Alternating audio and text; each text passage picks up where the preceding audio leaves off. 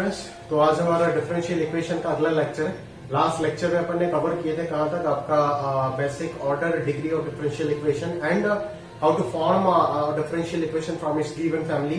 वो चीज अपन ने स्टडी किए थे, वो भी बेसिक लेवल में था। तो फॉर्मेशन ऑफ डिफरेंशियल इक्वेशन के ऊपर आज हम और कुछ क्वेश्चन कर लेते, देन अपन सॉल्यूशन ऑफ डिफरेंशियल इक्वेशन के ऊपर स्टडी करेंगे। ठीक है, तो चलिए स्टार्ट करते हैं यहाँ से। ठीक है, तो पहला क्वेश्चन देखिए, आपका यहाँ पे शायद 16 क्वेश्चन है शीट में, इस टॉपिक के ऊपर आप देख लीजिए। उनमें से मैंने कुछ गिने चुने 7-8 प्रॉब्लम चूज किया है, तो वो मैं करके देता हूँ। इसके ऊपर बेस करके रिमेनिंग प्रॉब्लम आराम से आप निपटा सकते हो। सही बात है। तो चलिए पहला प्रॉब्लम देखते हैं। Form a differential equation of family of circles touching X axis and centred at Y axis. सही बात है। तो एक्स एक्सिस को वो टच कर रहा है और वाई एक्सिस पे उसका सेंटर है। ठीक है ना। तो आपका डिफरेंशियल जो फैमिली ऑफ कर्व होगा उसका अगर मैं रफ स्केच बनाऊं तो वो स्केच जो है वो कुछ इस तरीके से दिखेगा। इसका सेंटर अगर वाई एक्सिस है तो वाई एक्सिस के अबाउट वो सिमेट्रिक होगा।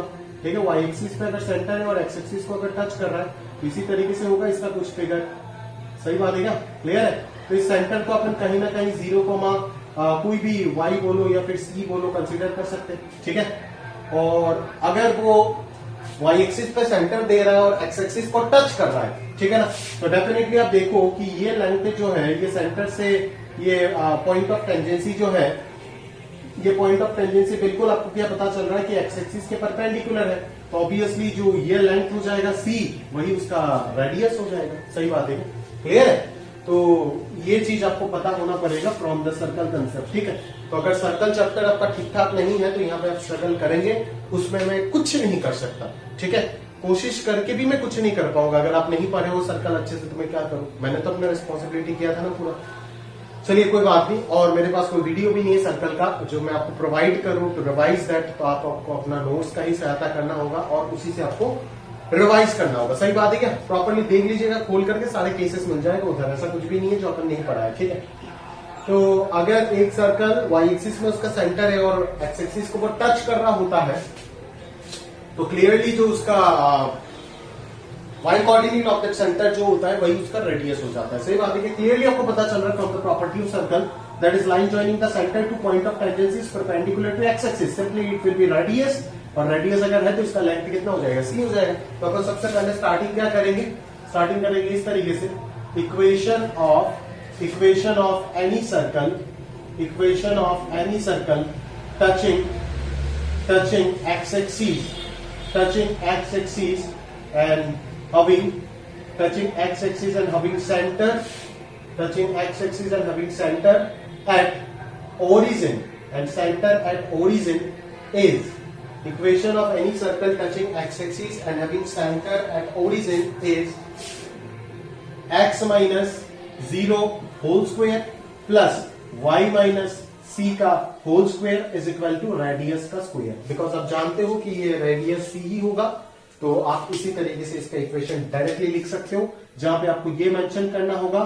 अगर नहीं लिखोगे तो नंबर काटा जाएगा। where c is any arbitrary constant, where c is any arbitrary constant। सही बात है क्या? क्लियर है। तो यहां से अपन आगे क्या करेंगे, अभी यहां से आपको क्लियरली नजर आ रहा है कि सर यहाँ पे आर्बिट्ररी कांस्टेंट कितना है पहले ढूंढ लेते। इसको अगर अपन ब्रेक करते तो x square plus Y square minus 2cy plus c square बराबर सी स्क्वायर। तो ये सी स्क्वायर कैंसिल हो जाएगा, ये आपको बहुत ही आसानी से समझ आ रहा है। तो यहाँ पे जो चीज बचेगा वो क्या हो जाएगा, X square plus Y square minus 2cy बराबर 0 ही होगा। और यहाँ से अगर आपको डिफरेंशियल इक्वेशन बनाना है तो आप एक ही बार उसको डिफरेंशिएट करेंगे, क्योंकि आप क्लियरली आपको समझ आ रहा है कि यहाँ पे सिर्फ एक आर्बिट्ररी कांस्टेंट है, तो एक बार डिफरेंशिएशन करने से अनफ हो जाएगा ये। ठीक है, अभी आप क्या लिखेंगे कि डिफरेंशिएटिंग, अभी क्या लिखेंगे यहाँ पे लिखेंगे आप differentiating with respect to X we have, क्या लिखेंगे यहाँ से अपन डिफरेंशिएटिंग अगर एक्स के रिस्पेक्ट में अपन करते तो यहाँ पे ट्वाइस एक्स आएगा, ये हो जाएगा twice Y divide upon dx minus 2c divide upon dx, है ना, और इज इक्वल टू 0। सही बात है, क्लियर? तो हो गया काम। ठीक है ना। बट अभी तक आप देखोगे कि c जो है वो एलिमिनेट नहीं हुआ। अगर c एलिमिनेट नहीं हुआ तो क्या c को उस तरफ रख के एक और बार डिफरेंशिएट कर दे? नहीं, परमिशन नहीं है, बिकॉज आर्बिट्ररी कांस्टेंट एक है तो मैक्सिमम एक ही बार डिफरेंशिएट कर सकते हैं। तो हमारे पास एक ही रास्ता बचेगा कि सर आप क्या करो ना, आप c का वैल्यू यहां से निकाल दो। तो c का वैल्यू यहां से क्या हो जाएगा, x plus y d y upon D x divided by d y upon D x. Clearly हमें पता चल रहा है, सही बात है क्या? और इस चीज को, इस इक्वेशन को आप इक्वेशन नंबर 1 बोल सकते हो और इसको इक्वेशन नंबर 2 बोल सकते हो। तो फ्रॉम 1 into c का वैल्यू यहाँ पे पुट कर दो, आंसर आ जाएगा। ठीक है, from 1 into we have, from 1 into we have क्या पता चलेगा हमें, तो भाई 1 और 2 से हमें क्या मालूम पड़ेगा, x square plus y square minus 2y into c क्या हो जाएगा, x plus y into d y upon D x divided by d y upon D x. सही बात है क्या? क्लियर है? Is equal to 0। सही है क्या? तो यहां से आप एलसीएम ले लो, तो ये कितना आ जाएगा, ये आ जाएगा x square plus y square into d y by D x. सही है क्या? और इधर आ जाएगा minus y x y minus 2y square into d y by D x. सही बात है? Is equal to 0 into d y by D x become 0। तो यहां से अगर अपन सिंपली इसको सिंप्लीफाई करते हैं तो यहाँ से क्या आ जाएगा, x square minus Y square bracket में आएगा, बाहर रहेगा डिवाई अपॉन डी एक्स। सही बात है क्या? Is equal to twice X Y. सही है? तो डिवाइड बाई डी एक्स जो आ जाएगा, यहीं तक आप छोड़ सकते हो या फिर और अगर करना है तो कर सकते हो। ये हो जाएगा आपका जो रिक्वायर्ड डिफरेंशियल इक्वेशन। तो which is the required differential equation representing, लिख देना मेरा जगह नहीं है, representing the given family of curve। सही है क्या? क्लियर है? तो ये हो जाएगा डिफरेंशियल इक्वेशन। ठीक है, तो इसको अपन होमोजेनियस से सॉल्व भी कर सकते हैं, वही चीज आपको मिलेगा, कोई बात नहीं, जब पढ़ेंगे तब बताया जाएगा। But this is the exact procedure, जिस प्रोसीजर से आप लिखोगे भी और सॉल्व भी करोगे फॉर्मेशन ऑफ डिफरेंशियल इक्वेशन का सवाल हो। ठीक है, तो बढ़िया से लिख लीजिएगा एकदम। ठीक है, अपन आगे बढ़ते हैं, अगले क्वेश्चन की ओर चलते हैं और उसको समझने का प्रयास करते चलिए। पॉज करके आप नोट कर लीजिएगा, आगे बढ़ते हैं अपन। ठीक है, चलो चलो भाई, चलो नेक्स्ट प्रॉब्लम आप देखो ध्यान से।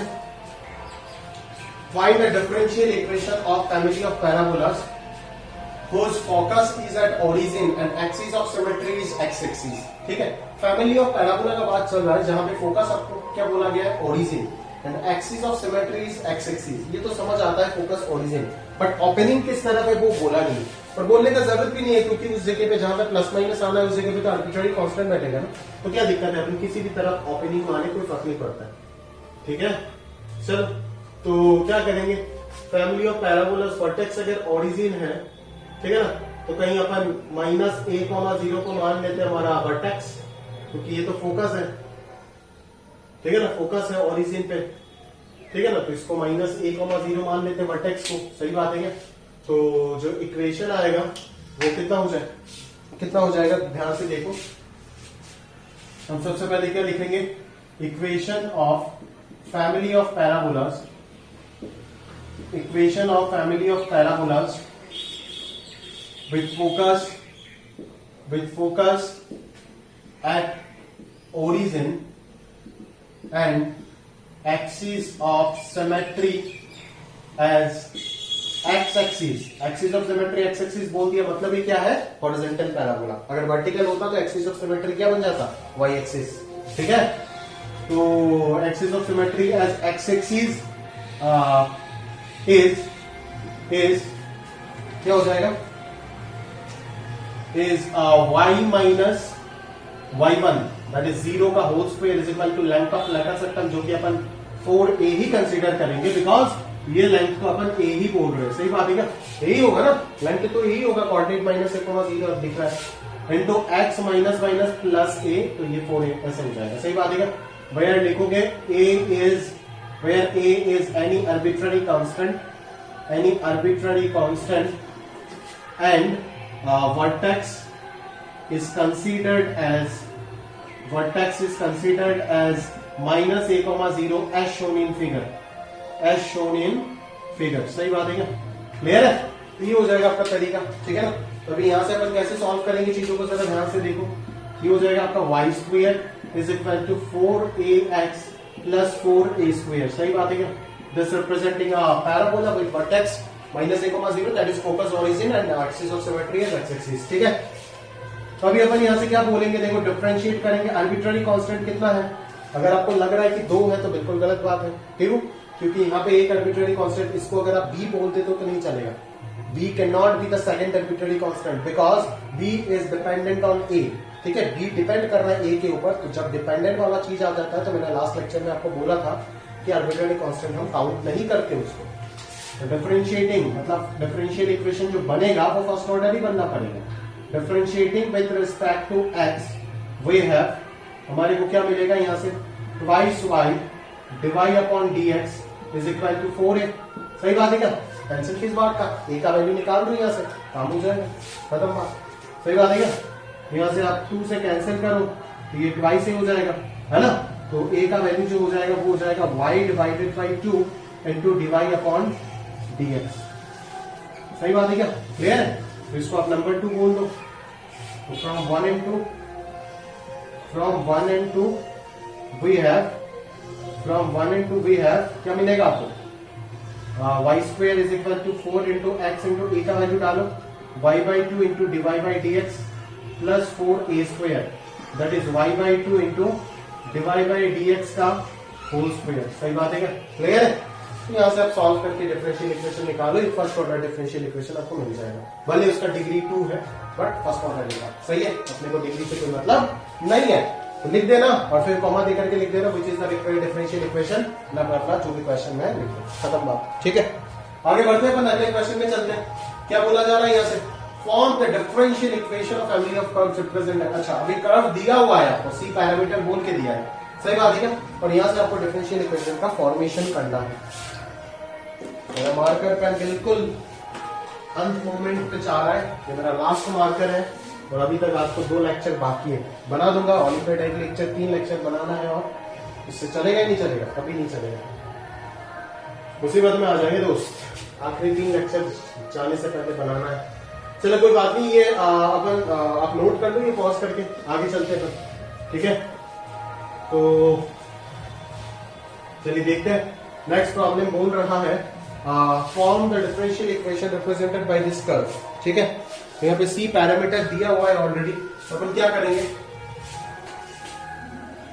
The family of curve, the family of curve, the family of curve is given as, the family of curve is given as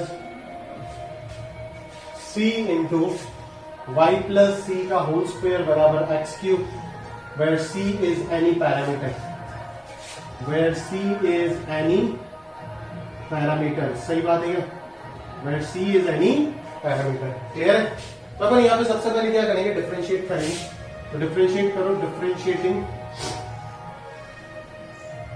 differentiating with respect to x we have, differentiating with respect to x we have, यहाँ पे c आएगा, यहाँ पे 2 into Y plus सी आएगा into divide by D x आएगा plus, अरे वही तो आएगा, मैं क्या दिमाग खराब हो गया, ये तो कांस्टेंट है, 2 into Y plus c into divide by D x ही तो आएगा, इक्वल टू एक्स क्यूब का डिफरेंशिएशन हो जाएगा 3x स्क्वायर।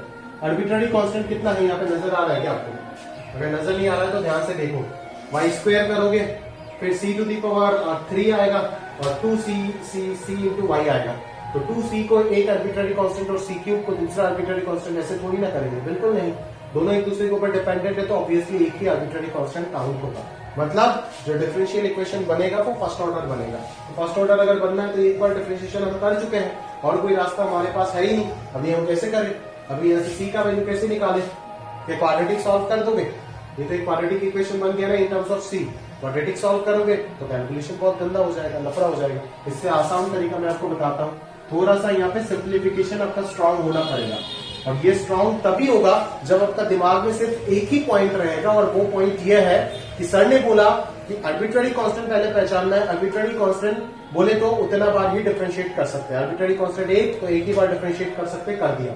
अभी हमारा एक ही चीज दिमाग में होना चाहिए कि कैसे हम सी को एलिमिनेट करें, दैट इज सी का वैल्यू डिटरमाइन करके सी को पुट कर दे इस इक्वेशन में, या फिर दूसरे किसी तरीके से सी का वैल्यू निकाले, वो आप जानते हो, बट एलिमिनेशन आपका सिंपलेस्ट वे में होना चाहिए, ठीक है, क्लियर है। तो यहाँ पे किस किस तरीके से अपन एलिमिनेट कर सकते हैं, देखो मैं सिंपल तरीका आपको बताता हूँ, इन दोनों को अगर डिवाइड कर दोगे तो सी गायब हो जाएगा, यहाँ से y प्लस सी का एक फैक्टर बचेगा और यहाँ से सी का वैल्यू आ जाएगा, और वही सी का वैल्यू अपन फर्स्ट वाले पे पुट कर देंगे, सेकंड वाले पे पुट कर देंगे, तो हमारे पास रिक्वायर्ड डिफरेंशियल इक्वेशन आ जाएगा विदाउट एनी आर्बिट्ररी कांस्टेंट, जो हमें चाहिए होता है हमेशा। ठीक है, तो चलिए यहाँ पे अपन 1 डिवाइडेड बाई 2 करते हैं। आप अच्छे से लिख देना, डिवाइडिंग इक्वेशन 1/2 वी हैव। ठीक है, ये सब समय नहीं है मेरे पास लिखने का, क्योंकि ये सब नाटक करने के लिए मैंने यहाँ पे नहीं आया, ये सब आप खुद से कर लेना। तो ये y1 हो जाएगा और ये x³ डिवाइडेड बाई 3x² हो जाएगा, जो कि x/3 है। सही है क्या? तो ये c कैंसिल हो जाएगा, y प्लस सी का एक फैक्टर कैंसिल होगा, तो यहाँ से सही ही अगर मैं देखूं तो क्या चीज बच रहा है, y प्लस सी न्यूमरेटर में बच रहा है और डिनोमिनेटर में क्या बच रहा है, 2y1 बच रहा है, जो कि उस तरफ चला जाएगा, तो ये हो जाएगा 2xy1 डिवाइडेड बाई 3। तो यहाँ से c का जो वैल्यू आएगा वो क्या आ जाएगा, 2x1/3 माइनस ऑफ y। सही है क्या? तो ये आपका कौन सा इक्वेशन हो जाएगा, इसको अपन 3 बोल देते हैं। सही है, तो from 1 and 3 we can easily eliminate the arbitrary constant c. तो फ्रॉम 1 and 3 we have क्या आएगा हमारे पास, 1 and 3 से c का वैल्यू डाल दो, तो ये आ जाएगा 2xy1/3 माइनस y, ये हो गया c का वैल्यू, और y प्लस सी का वैल्यू तो डायरेक्टली पता चल रहा है 2xy1/3 इसका होल स्क्वायर बराबर x³ which is the required differential equation of first order, ये भी लिख देना, of the given family of curve Roman 1। ठीक है, कंक्लूजन दे करके छोड़ दे। ये सिंप्लीफिकेशन टेक्निक जो ये बहुत ही इंपॉर्टेंट है, इसको सीखने का प्रयास कीजिएगा, ये सीखेंगे तभी जाकर के आपका ये टॉपिक पूरा ग्रिप में आएगा, अदरवाइज हमेशा आप अनकंफर्टेबल रहोगे इस टॉपिक में खास करके। सही बात है, क्लियर है? आगे चलते हैं। यही क्वेश्चन था जो 2018 या फिर 19 में बोर्ड्स में आया था, 6 मार्क का। Obtain the differential equation of all circles with centre at any point other than 0, that is origin बोलना चाहिए था, एंड रेडियस गिवन है बट सेंटर गिवन नहीं है। सेंटर बोला है कोई भी चीज हो सकता है अदर देन ओरिजिन। ठीक है, तो हमें एज्यूम करना पड़ेगा, तो जो कांस्टेंट ऑलरेडी क्वेश्चन में दिया गया है वो कांस्टेंट है, वो रियल कांस्टेंट है, that is not an arbitrary constant. What is the difference, basic difference between a real and arbitrary constant? Real और आर्बिट्ररी कांस्टेंट अपने को पता होता है, इंटीग्रेशन में जो कांस्टेंट सी बाहर आता है वो कांस्टेंट सी क्या होता है, एक आर्बिट्ररी कांस्टेंट होता है। सही बात है क्या? वो आर्बिट्ररी कांस्टेंट, ये सी का वैल्यू कभी भी चेंज हो सकता है, बट ये आर का वैल्यू कभी भी चेंज नहीं हो सकता है। अल्फाबेट में दोनों रिप्रेजेंट किया गया है, एक तो होता है जो नंबर्स में आते हैं वो तो रियल कांस्टेंट होगा ही होगा, क्योंकि वो तो फिक्स है हमेशा। आर्बिट्ररी कांस्टेंट अल्फाबेट्स में आते हैं हमेशा, अल्फाबेट्स में अगर किसी को मैंने फिक्स बोल दिया तो वो फिक्स ही है, वो चेंज नहीं हो सकता है, बट अगर कुछ बोला नहीं, आर्बिट्ररी बोल दिया, मतलब समझ जाना कि सी का वैल्यू कभी चेंज हो सकता है, कभी ना कभी चेंज हो सकता है। इसका मतलब ये नहीं कि वो वेरिएबल बन जाएगा, वेरिएबल इज सेपरेट थिंग। सही बात है क्या? क्लियर है? तो यहाँ पे ये आर जो है वो आपके आंसर में प्रेजेंट हो सकता है, उसमें कोई दिक्कत नहीं, जो दिया जाएगा क्वेश्चन में वो आंसर में आ सकता है, उसमें उसको लेकर के टेंशन मत करो, बट जो नहीं दिया जाएगा, जो आप एज्यूम करोगे वो आंसर में आने से काम नहीं चलेगा। सही बात है क्या? तो हमें सबसे पहले एक सर्कल कंसीडर करना पड़ेगा विद अ गिवन सेंटर, जो आपको कंसीडर करना होगा, और रेडियस तो आपको पता ही है, स्मॉल आर गिवन है। सही बात है क्या? अगर रेडियस नहीं देता तो और गंदा हो जाता क्वेश्चन। सही बात है क्या? तो अपन सबसे पहले यहाँ पे क्या करेंगे, ठीक है, कि let us consider a circle with center a comma b and radius r as क्या हो जाएगा, x माइनस a का whole square plus y minus b का होल स्क्वायर बराबर r square, where a and b are parameters. 2 parameters लिखो या फिर arbitrary constant लिखो, कुछ भी, दोनों का मतलब एक ही। सही है क्या? क्लियर है? बट आर इज कांस्टेंट, याद रखना। अगर यहाँ पे मेरे को रेडियस के बारे में कुछ बोलता नहीं तो यहाँ पे आर को भी मेरे को पैरामीटर में कंसीडर करना होता, और उस वक्त में 3 बार डिफरेंशिएशन करता हूं तो एक थर्ड ऑर्डर डिफरेंशियल इक्वेशन आ जाता मेरे पास, क्योंकि आर्बिट्ररी कांस्टेंट 3 हो जाएगा ना। अब की बार आर्बिट्ररी कांस्टेंट क्या है, 2 ही है, तो हम सिर्फ 2 ही बार डिफरेंशिएट करके आंसर निकाल सकते हैं। सही बात है क्या? क्लियर है? तो चलो आगे बढ़ते हैं, इसको 1 मान लो। कैसे सॉल्व करते हैं देखो, differentiating equation 1 with respect to x we have differentiating equation 1 with respect to x we have, यहाँ पे क्या आएगा 2 into x minus a आएगा plus 2 into y minus b into derivative of this, ये कितना हो जाएगा dy by dx आ जाएगा बराबर 0। सही बात है क्या, क्लियर है? तो यहां से तो हमारे को ये चीज सीखने को मिल गया, ठीक है ना। अच्छा, हमारे पास परमिशन है कि हम एक और बार डिफरेंशिएट कर सकते हैं, तो एक और बार कर देते हैं, देखते हैं क्या आता है। Differentiating equation 2 with respect to x we have, क्या मिलेगा हमारे को, थोड़ा ध्यान से देखते हैं।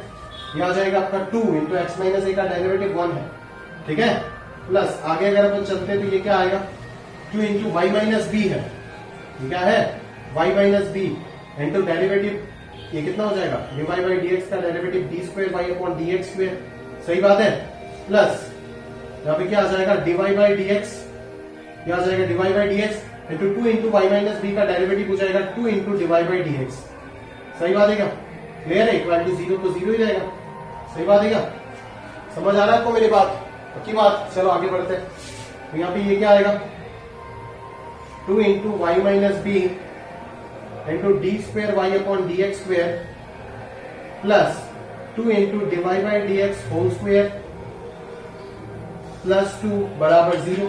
तो यहां से इजीली वाई माइनस बी का, अभी यहाँ पे बच्चे क्या करते हैं ना, फंस जाते हैं, इसका सिंप्लीफिकेशन काफी टफ है, अगर आप ए और बी निकालने चले गए तो बहुत मुश्किल हो जाएगा आपको, सही बात है क्या। तो इससे अच्छा आप क्या करो ना, y माइनस बी का वैल्यू यहां से निकाल दो और x माइनस ए का वैल्यू y माइनस बी आपको पता है, या तो आप यहां से b निकालोगे, b को पुट करोगे और a निकालोगे, तो ये ज्यादा सिंप्लीफिकेशन हो जाता है, बहुत लंबा हो जाएगा, सही बात है क्या। तो इससे अच्छा आप क्या करो कि आप y माइनस बी को यहां से निकाल दो डायरेक्टली, और ये सबको y2 y1 सिंबल यूज करना, तो थोड़ा सा छोटा दिखेगा तो अच्छा लगेगा आपको, सही है क्या। तो y माइनस बी यहाँ से आप आराम से निकाल सकते हो, और y माइनस बी पुट करके x माइनस ए आ जाएगा, और y माइनस बी और x माइनस ए जैसे दोनों मिल जाएगा, दोनों को यहाँ पे पुट कर देंगे, सॉल्व हो जाएगा, सही बात है क्या। यहाँ से y माइनस बी क्या आ जाएगा, देखो इसको अगर मैं ध्यान से देखूं तो minus Y one square minus 1, आप ऊपर से ही चालू कर सकते हो y1 y2 लिखना, ठीक है, और 2 तो कैंसिल हो जाएगा, नीचे आ जाएगा तुम्हारा y2, सही है। तो इसको मैं 3 बोल देता हूं, सही है। तो फ्रॉम 2 देखो क्या आएगा, from 2 we have 2 into X minus A plus y1 into Y minus B का वैल्यू क्या है, minus of 1 plus y1 square divided by y2 is equal to 0। यहां पे क्या हो जाएगा, देख भाई y2 ना, ये हो गया मान लो y2, तो ये 2 इंटू एक्स माइनस ए हो गया, है ना, minus y1 into Y plus y1 square, ठीक है, और इधर y2 आ जाएगा,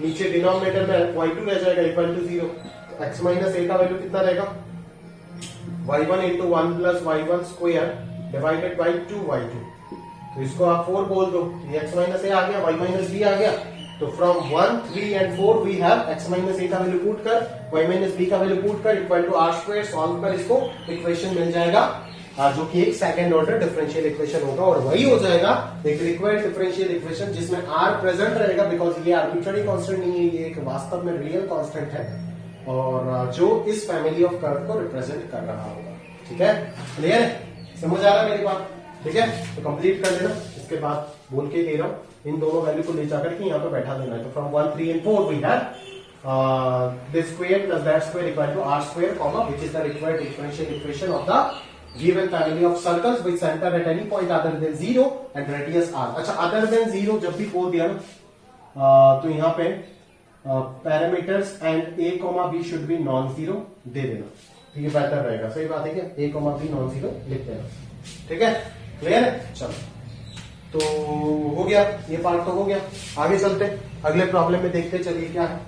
find the differential equation of all non horizontal lines in the plane और all non vertical lines in a plane, और ये कौन सा प्लेन का बात कर रहा है, 2 डायमेंशनल प्लेन का बात कर रहा है, ये मत सोचो कि 3D प्लेन का बात चल रहा है, सही बात है क्या, क्लियर है। तो चलिए आगे बढ़ते अपन,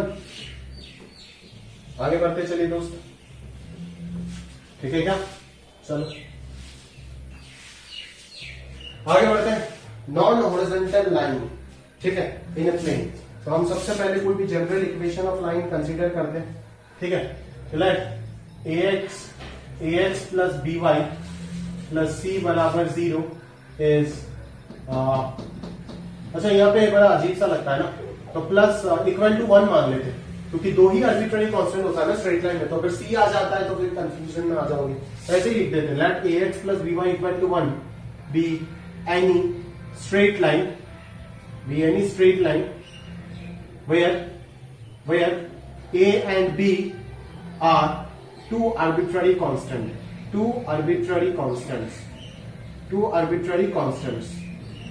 ठीक है।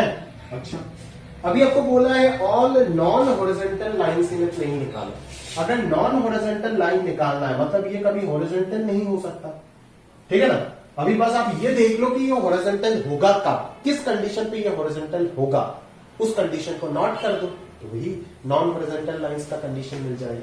किस कंडीशन पे ये हॉरिजॉन्टल होगा, आप देखो कि अगर इस लाइन पे मैं a का वैल्यू 0 कर देता हूं तो ये y is equal to something constant वाला सीन आ जाएगा। y इक्वल टू कांस्टेंट मतलब ही क्या, y इक्वल टू कांस्टेंट का मतलब ही क्या आप समझ सकते हो यहाँ पे कि y equal to constant represent any straight line parallel to x axis, तो जो कि हॉरिजॉन्टल लाइंस होते हैं। तो अगर हॉरिजॉन्टल लाइन नहीं हो सकता है मतलब y इक्वल टू कांस्टेंट नहीं हो सकता, और y इक्वल टू कांस्टेंट होगा कब, जब a का वैल्यू 0 होगा, मतलब a का वैल्यू 0 नहीं हो सकता, ठीक है। तो पार्ट 1 में अपन क्या लिख सकते हैं कि for all non horizontal lines,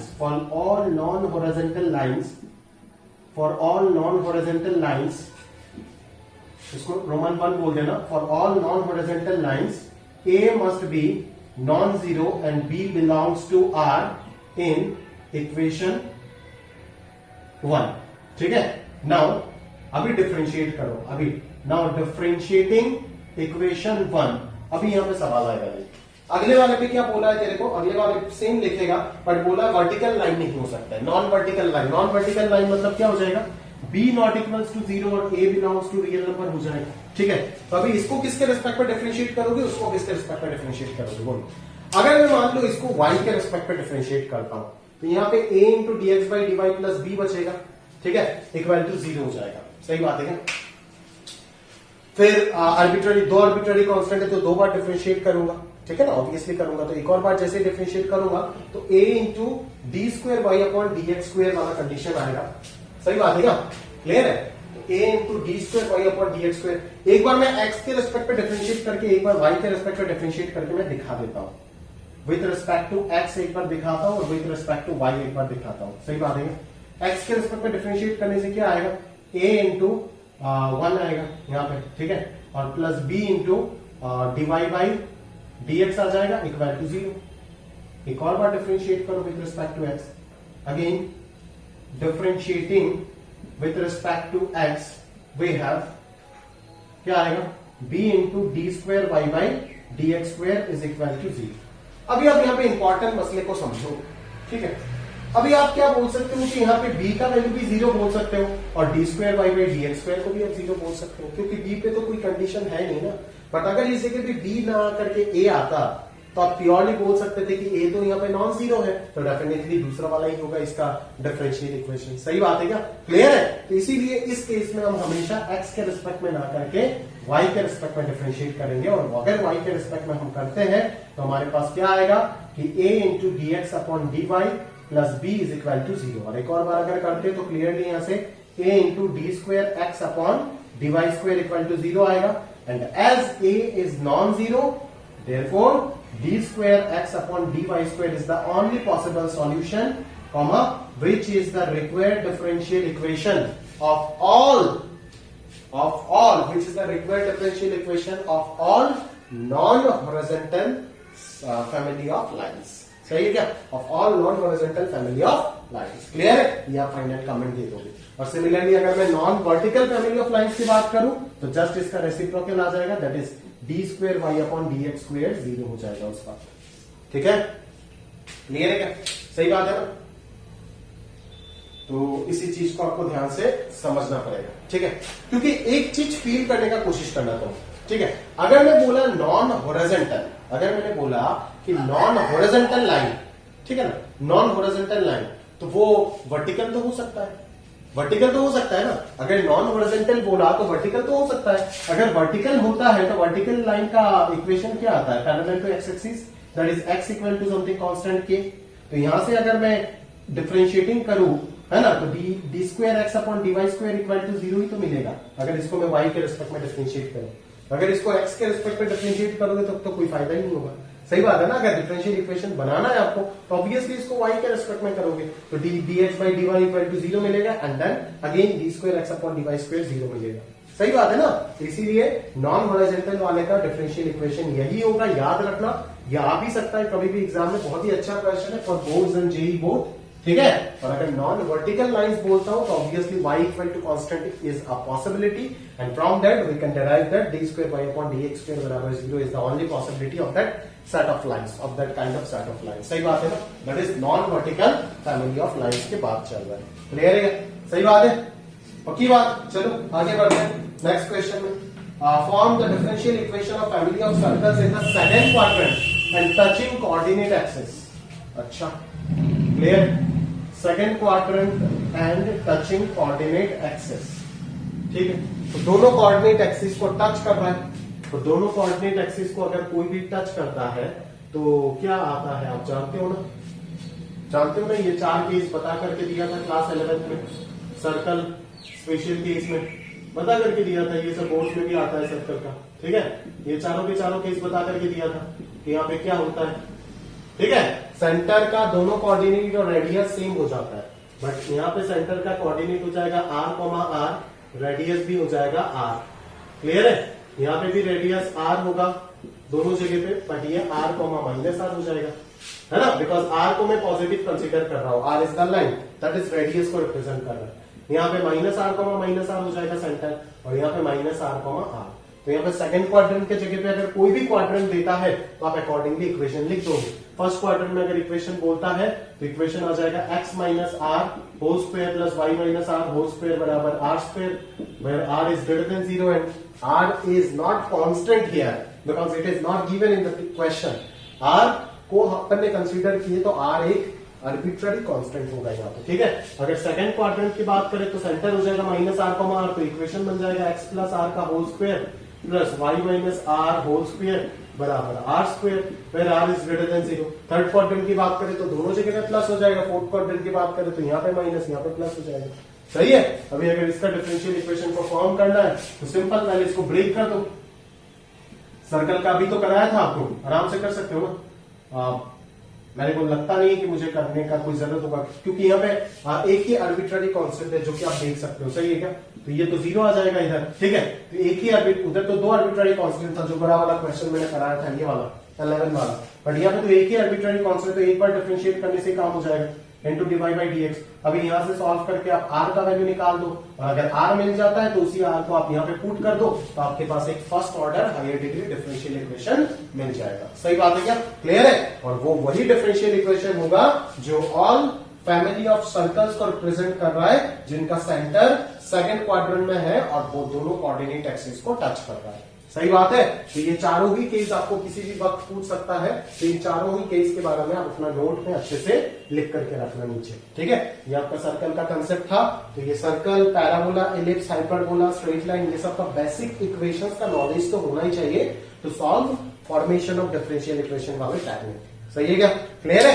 चल आगे बढ़ते हैं, और अभी अपन कर लेते हैं हमारा फॉर्मेशन ऑफ डिफरेंशियल इक्वेशन का लास्ट और सबसे अच्छा प्रॉब्लम, जो सिर्फ आपको यहीं पे मिलेगा, ठीक है ना।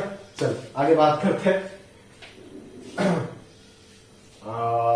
चलो, तो आपको ये एक डिफरेंशियल इक्वेशन दे रखा है जहां पे ए बी तो पैरामीटर बोल के दिया है, स्पेसिफाइड कांस्टेंट बोला है, but lambda is an arbitrary, अच्छा लैम्डा आर्बिट्ररी पैरामीटर बोला है, बट ए बी जो होगा वो कोई स्पेसिफाइड कांस्टेंट है, मतलब ए बी का वैल्यू फाइनल आंसर में आ सकता है, बट लैम्डा को हमें एलिमिनेट करना होगा।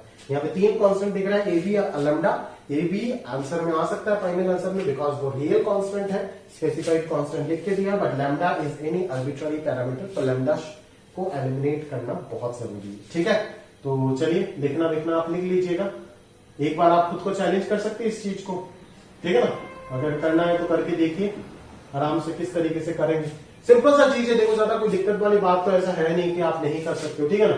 डिफरेंशिएट करो, मैं ये होमवर्क में देता हूं आपको, सही है क्या, क्यों डिस्कस कर रहा हूं फालतू में। डिफरेंशिएट करो, करते ही आपको इक्वेशन बनेगा, लीनियर इक्वेशन, तो उस जगह से लैम्डा निकाल देना, तो लैम्डा निकाल के यहाँ पे पुट कर देना, खत्म बात। क्या है अच्छे क्वेश्चन, ठीक है। अगर मैं इस टॉपिक पे ऑर्थोगोनल ट्राजेक्टरी की बात करूं तभी अच्छा सवाल बन जाएगा, ठीक है।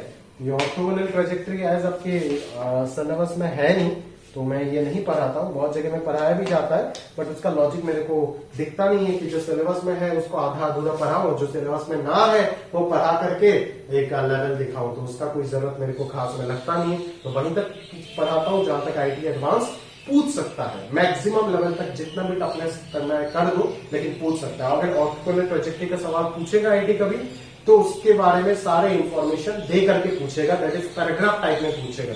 जैसे वो 2006 में फिजिक्स में पूछा था ना मैग्नेट ट्रेन वाला सवाल, ठीक है, कोई इलेक्ट्रोमैग्नेटिज्म में पूछा था ना मैग्नेट टेबल, तो उसमें कोई वो तो सिलेबस में होता ही नहीं है, बट उसके बारे में उन्होंने एक पैराग्राफ लिख करके दिया, ठीक है। तो अगर नया सवाल देना भी है तो उस तरीके से वो एक पैराग्राफ डिजाइन करके देगा, what we mean by orthogonal trajectories, तो वो लिख करके देगा, उसके बाद आप पढ़ोगे। बट एज ये सिलेबस में नहीं है तो पढ़ाने का क्या जरूरत है मेरे को, सही बात है क्या। उधर दे करके देगा, या फिर अगर मेरे को चेक भी करना है तो मैं एक पैराग्राफ बना करके आपको टेस्ट के थ्रू चेक करूंगा। तो मेरा आदत नहीं है जो सिलेबस में नहीं है वो चीज पढ़ा के फालतू में आपका समय बर्बाद करूं, मेरा भी समय बर्बाद करूं, ठीक है क्या, क्लियर है। जो लोग पढ़ाते हैं उनको पढ़ाने दो, सिंपल सा चीज। सिलेबस में जो है वो अच्छे से पढ़ाएगा नहीं, वो ऊपर ऊपर पढ़ाएगा आधा अधूरा, और जो नहीं है वो फालतू में पढ़ा के कोई जरूरत है क्या, फायदा ही नहीं है, सही बात है, क्लियर। तो ये तो सिंपल है, आराम से आप खुद से कर लेना। अभी चलिए हम प्योरली हमारा अगला topic that is solution of differential equation start करते हैं, उस पर फोकस करते हैं। चलिए, तो चलिए हमारा नेक्स्ट पार्ट देख लेते हैं, और फॉर्मेशन के बाद हमारा अगला पार्ट है solution of differential equation, that is how to solve a differential equation, सही बात है क्या। तो जनरल सॉल्यूशन एग्जिस्ट करता है, और वो ऑब्वियसली एक फैमिली ऑफ कर्व को रिप्रेजेंट करेगा। General solution of differential equation मैंने बता रखा है ऑलरेडी। पर्टिकुलर सॉल्यूशन भी होता है, उसमें क्या होता है कि सी का वैल्यू निकालने के लिए कोई ना एक कंडीशन दिया जाएगा आपको इस प्रकार का, तो उसके मदद से आप सी का वैल्यू निकालोगे, और सी का वैल्यू आप जब निकाल दोगे तो वो सारे फैमिली में से एक मेंबर हो जाएगा वो पर्टिकुलर सॉल्यूशन का आंसर। जो पर्टिकुलर सॉल्यूशन हो जाएगा वो उस फैमिली का किसी भी एक मेंबर को रिप्रेजेंट करेगा अंडर द गिवन कंडीशन, जो कंडीशन होगा उसके अंदर। और सॉल्यूशन निकालेंगे कैसे वो चीज अपन देखते हैं, अभी चलिए शुरू करते हैं। उससे पहले एक और टाइप का क्वेश्चन आपके शीट में 7-8 प्रॉब्लम दिया हुआ है, उनमें से मैं एक प्रॉब्लम कराऊंगा तो भी बाकी सारे प्रॉब्लम हम कर लेंगे खुद से, ऐसे कोई दिक्कत वाली बात नहीं है। तो इस टाइप का मैं एक क्वेश्चन करा के दे रहा हूँ कि कैसे लिखना है, और बाकी एक क्वेश्चन अगर मैं कराऊंगा बाकी सारे क्वेश्चन आप कर सकते हो खुद से। 7-8 प्रॉब्लम ही है, कर लेंगे। बेसिकली कुछ नहीं है, यहाँ पे एक कर्व दिया जाएगा और बोला जाएगा कि ये कर्व इस डिफरेंशियल इक्वेशन का एक पर्टिकुलर सॉल्यूशन है, प्रूफ कर। यहाँ पे लिखा नहीं है पर्टिकुलर, बट हकीकत में तो ये पर्टिकुलर सॉल्यूशन है ना, क्योंकि यहाँ पे कोई आर्बिट्ररी कांस्टेंट दिख नहीं रहा है, तो ऑब्वियसली मैं क्या समझूंगा कि ये पर्टिकुलर सॉल्यूशन है इस डिफरेंशियल इक्वेशन का, सही है। तो वो आपको चेक करना है। तो बेसिकली वो आप चेक कैसे करेंगे, या फिर मतलब आप प्रूफ कैसे करेंगे वो चीज, ठीक है। वेरीफाई करने को भी बोल सकता है, प्रूफ करने को भी बोल सकता है। वेरीफाई करने के बोलेगा तो वेरीफाई कर दोगे, प्रूफ करने बोलेगा तो प्रूफ करोगे, ठीक है। जस्ट डायरेक्टली इस इक्वेशन से आप y1 y2 सब कुछ निकालिए एंड इस फॉर्मेट पे रख दीजिए, नीचे सॉल्व कीजिए। अगर 0 आता है तो ये वेरीफाई हो गया या फिर प्रूफ हो गया, सही बात है। तो वी हैव क्लियरली लिखो x into y is equal to a into e to the power x plus b into e to the power minus x plus x square. तो यहां से अगर मैं y का वैल्यू का बात करूं तो y का वैल्यू हो जाएगा a into e to the power x divided by x plus b into e to the power minus x divided by x plus x square by x हो जाएगा x, सही बात है, क्लियर। तो यहां से अपन क्या करेंगे, डिफरेंशिएट करेंगे with respect to x, y1 y2 निकालने के लिए।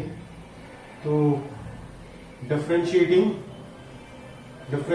with respect to x, differentiating with respect to x, we have y1 that is your dy by dx, ये कितना आ जाएगा, ये आ जाएगा आपका a इंटू नीचे आएगा एक्स स्क्वायर, ऊपर आएगा x into e to the power x minus e to the power x plus b into इधर आएगा एक्स स्क्वायर, ऊपर आएगा x into e to the power minus x that is minus x e to the power minus x और minus e to the power minus x और plus यहाँ पे आएगा 1, सही बात है ना। तो ये हो जाएगा आपका y1, सही बात है क्या, क्लियर। तो एक और बार अगर अपन डिफरेंशिएट करेंगे इसको तो हमारे को y2 मिल जाएगा, ठीक है। अगेन नंबर क्वेश्चन मैंने सेलेक्ट कर लिया यार, अच्छा नहीं लग रहा है। Again differentiating with respect to x we have, एक और बार डिफरेंशिएट करो विथ रिस्पेक्ट टू x तो आपको क्या मिलेगा, y2 मिलेगा यहाँ से, और y2 का वैल्यू हो जाएगा d2y/dx2, सही है। तो यहाँ पे क्या आ जाएगा, ये a तो कॉफिशिएंट कांस्टेंट है, बाहर आएगा, और इधर क्या जाएगा x⁴ x² इंटू इधर क्या मिलेगा x² into x e⁴x plus e⁴x minus e⁴x, इस टाइप का सीन बनेगा। और इधर आएगा कहीं ना कहीं minus x e⁴x minus e⁴x into twice x, सही बात है क्या, क्लियर है। तो प्लस b यहां से माइनस कॉमन लेकर के आ जाते हैं पहले, तो ये माइनस b हो जाएगा, और ये नीचे आ जाएगा x⁴, सही है। तो ये x² इंटू ये क्या आ जाएगा minus x minus x plus, और प्लस और माइनस मिल करके ये क्या होगा माइनस माइनस x, ठीक है। तो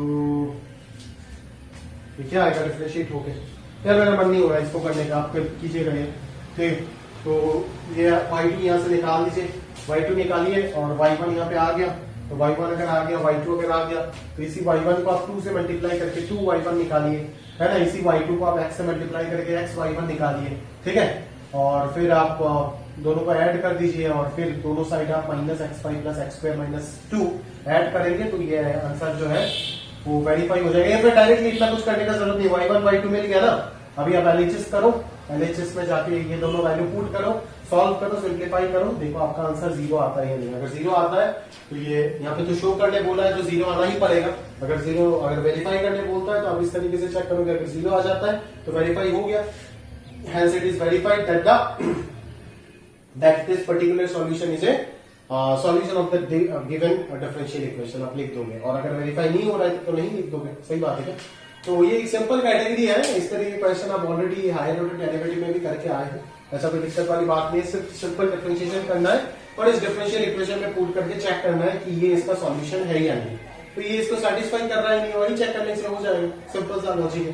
तो यहाँ से y पता है तो y1 y2 निकाल के पुट करके देख लेंगे 0 आता है या नहीं आता। वेरीफाई करना है तो वेरीफाई कर दो, प्रूफ करना है तो प्रूफ कर दो, खत्म बात, ठीक है। मेन सेगमेंट में चलते हैं अपन, वेरिएबल सेपरेबल, दैट इज हमारा सॉल्यूशन। एक डिफरेंशियल इक्वेशन को सॉल्व करने के लिए कितने टेक्निक्स होता है, मैंने आपको बोला, variable separable, reducible to variable separable, homogeneous, reducible to homogeneous, linear, reducible to linear and exact differential equation. That is 7 format आपको याद रखना होगा। And for your board exam only आप सिर्फ 2 फॉर्मेट से 3 फॉर्मेट याद रखोगे तो ही चलेगा, variable separable, linear and reducible to linear, क्योंकि होमोजीनियस इस बार से सिलेबस में से हटा दिया, उसमें मेरा कुछ करने का है नहीं, ठीक है। और बाकी जेई के लिए आपको सातों के सातों फॉर्मेट अच्छे से याद होना चाहिए, ठीक बात है, क्लियर है। तो चलिए अपन स्टार्ट करते हैं चलिए। कैसे हम वेरिएबल, देखो अभी हमारे को इस चैप्टर में जो भी आप जब डिफरेंशियल इक्वेशन फॉर्मेशन कर रहे थे तब आपको second order, third order, fourth order तक भी मिल रहा था डिफरेंशियल इक्वेशन, सही बात है, जब फॉर्मेशन कर रहे थे। बट जब सॉल्व करने जाओगे आप, तो सॉल्व करने के लिए आपके सिलेबस में, that is your complete IIT board syllabus 12 तक, आपको सिर्फ first order differential equation solve करने के लिए ही दिया जाएगा। क्या दिया जाएगा? Only first order differential equation, जहां पे सिर्फ dy by dx प्रेजेंट होगा, no d2y by dx square, no d3y by dx cube. ये सारे के सारे हायर ऑर्डर डिफरेंशियल इक्वेशन के टेक्निक में चले जाएगा, जहां पे आपको पर्टिकुलर इंटीग्रल, कॉम्प्लीमेंट्री फंक्शन वगैरह निकालना पड़ेगा, बट वो आप बीटेक में जाकर के करेंगे। अभी उसका कोई जरूरत नहीं है हायर ऑर्डर डिफरेंशियल इक्वेशन का। अभी आप देखे भी होंगे आपका फिजिक्स वगैरह में जो भी डिफरेंशियल इक्वेशन, मुश्किल से ही आपको कोई हायर ऑर्डर डिफरेंशियल इक्वेशन मिला होगा, और अगर मिला है तो उसका डायरेक्ट सॉल्यूशन आपको याद करा लिया होगा। जैसे वो होता है ना टॉपिक वगैरह, कुछ वेव्स में डैम्प्ड ऑसिलेशन वगैरह था, ये सब में आता है हायर ऑर्डर डिफरेंशियल इक्वेशन। मेरे को जहां तक याद है, फिर कंप्लीटली मेरे को याद नहीं है। तो मोस्ट ऑफ द केसेस आपको फिजिक्स केमिस्ट्री में फर्स्ट ऑर्डर डिफरेंशियल इक्वेशन ही मिला होगा, जहां पे ऑर्डर 1 रहा होगा। बट अभी हमारे सिलेबस में 12 तक सिर्फ फर्स्ट ऑर्डर डिफरेंशियल इक्वेशन को स्टडी करने के लिए ही बोला गया है। In fact first order first degree भी बोल सकते हो आप। सेकंड डिग्री का कोई क्वेश्चन मैं आपको करा के दे दूंगा, उसमें कोई दिक्कत नहीं है, आप कर सकते हो उसमें फैक्टराइज वगैरह करके। मतलब सेकंड डिग्री अगर मैं बोल देता हूँ d y by D x के पावर में अगर 2 3 लगा देता हूँ तो उसको फैक्टराइज करके आप 2 linear factor, 2 first order first degree में कन्वर्ट कर दोगे और कुछ नहीं। ठीक है, तो इस प्रकार से आप कर सकते हो, कोई दिक्कत नहीं है। बट जो मुद्दे का चीज है उस चीज को आप समझ जाना कि अगर मैं यहाँ पे बोलूं तो ऑर्डर हमेशा फर्स्ट ऑर्डर ही रहेगा, जितने भी differential equation through out the chapter upon solve करेंगे। बट डिग्री एक दो इंक्रीज हो सकता है, उसमें कोई दिक्कत नहीं, but most of the cases first degree मिलेगा आपको। ठीक है, तो ये याद रखना कि आपका सिलेबस सिर्फ रेस्ट्रिक्टेड है फर्स्ट ऑर्डर डिफरेंशियल इक्वेशन। सही बात है, क्लियर है? तो अगर इतना अभी तो है नहीं मेरे पास, होता तो मैं दिखा देता। एक डिफरेंशियल इक्वेशन इतना बड़ा ब्रांच है ना, ओडी एमपीडी मिला करके इतना मोटा मोटा बुक सिर्फ एक डिफरेंशियल इक्वेशन चैप्टर 2 पर बनता है हायर स्टडीज में। समझ में आ रहा है ना? बीएससी एमएससी या फिर बीटेक में आपको इतना मोटा मोटा, बीटेक में तो खास करके मिलता नहीं ज्यादा, बट मैथ्स लेकर के अगर परस्यू करोगे, अभी है नहीं मेरे पास, नहीं तो मैं दिखा देता। इतना मोटा मोटा 2 बुक सिर्फ डिफरेंशियल इक्वेशन में मल्टीपल वॉल्यूम्स भी एग्जिस्ट करते हैं। सही बात है क्या? ये कोई चुन्नू मुन्नू टॉपिक नहीं है। ठीक है, ये इतना वास्ट टॉपिक है, पढ़ते पढ़ते खत्म नहीं होगा, लगभग 3-4 महीने लग जाएगा इसको कंप्लीट पढ़ाने अगर चला गया, है ना? पूरा एटलीस्ट 4 मंथ्स तो लग ही जाएगा इसको कंप्लीट अगर पढ़ाने गया, जितना डिफरेंशियल इक्वेशन है पढ़ाने के लिए। सही बात है क्या?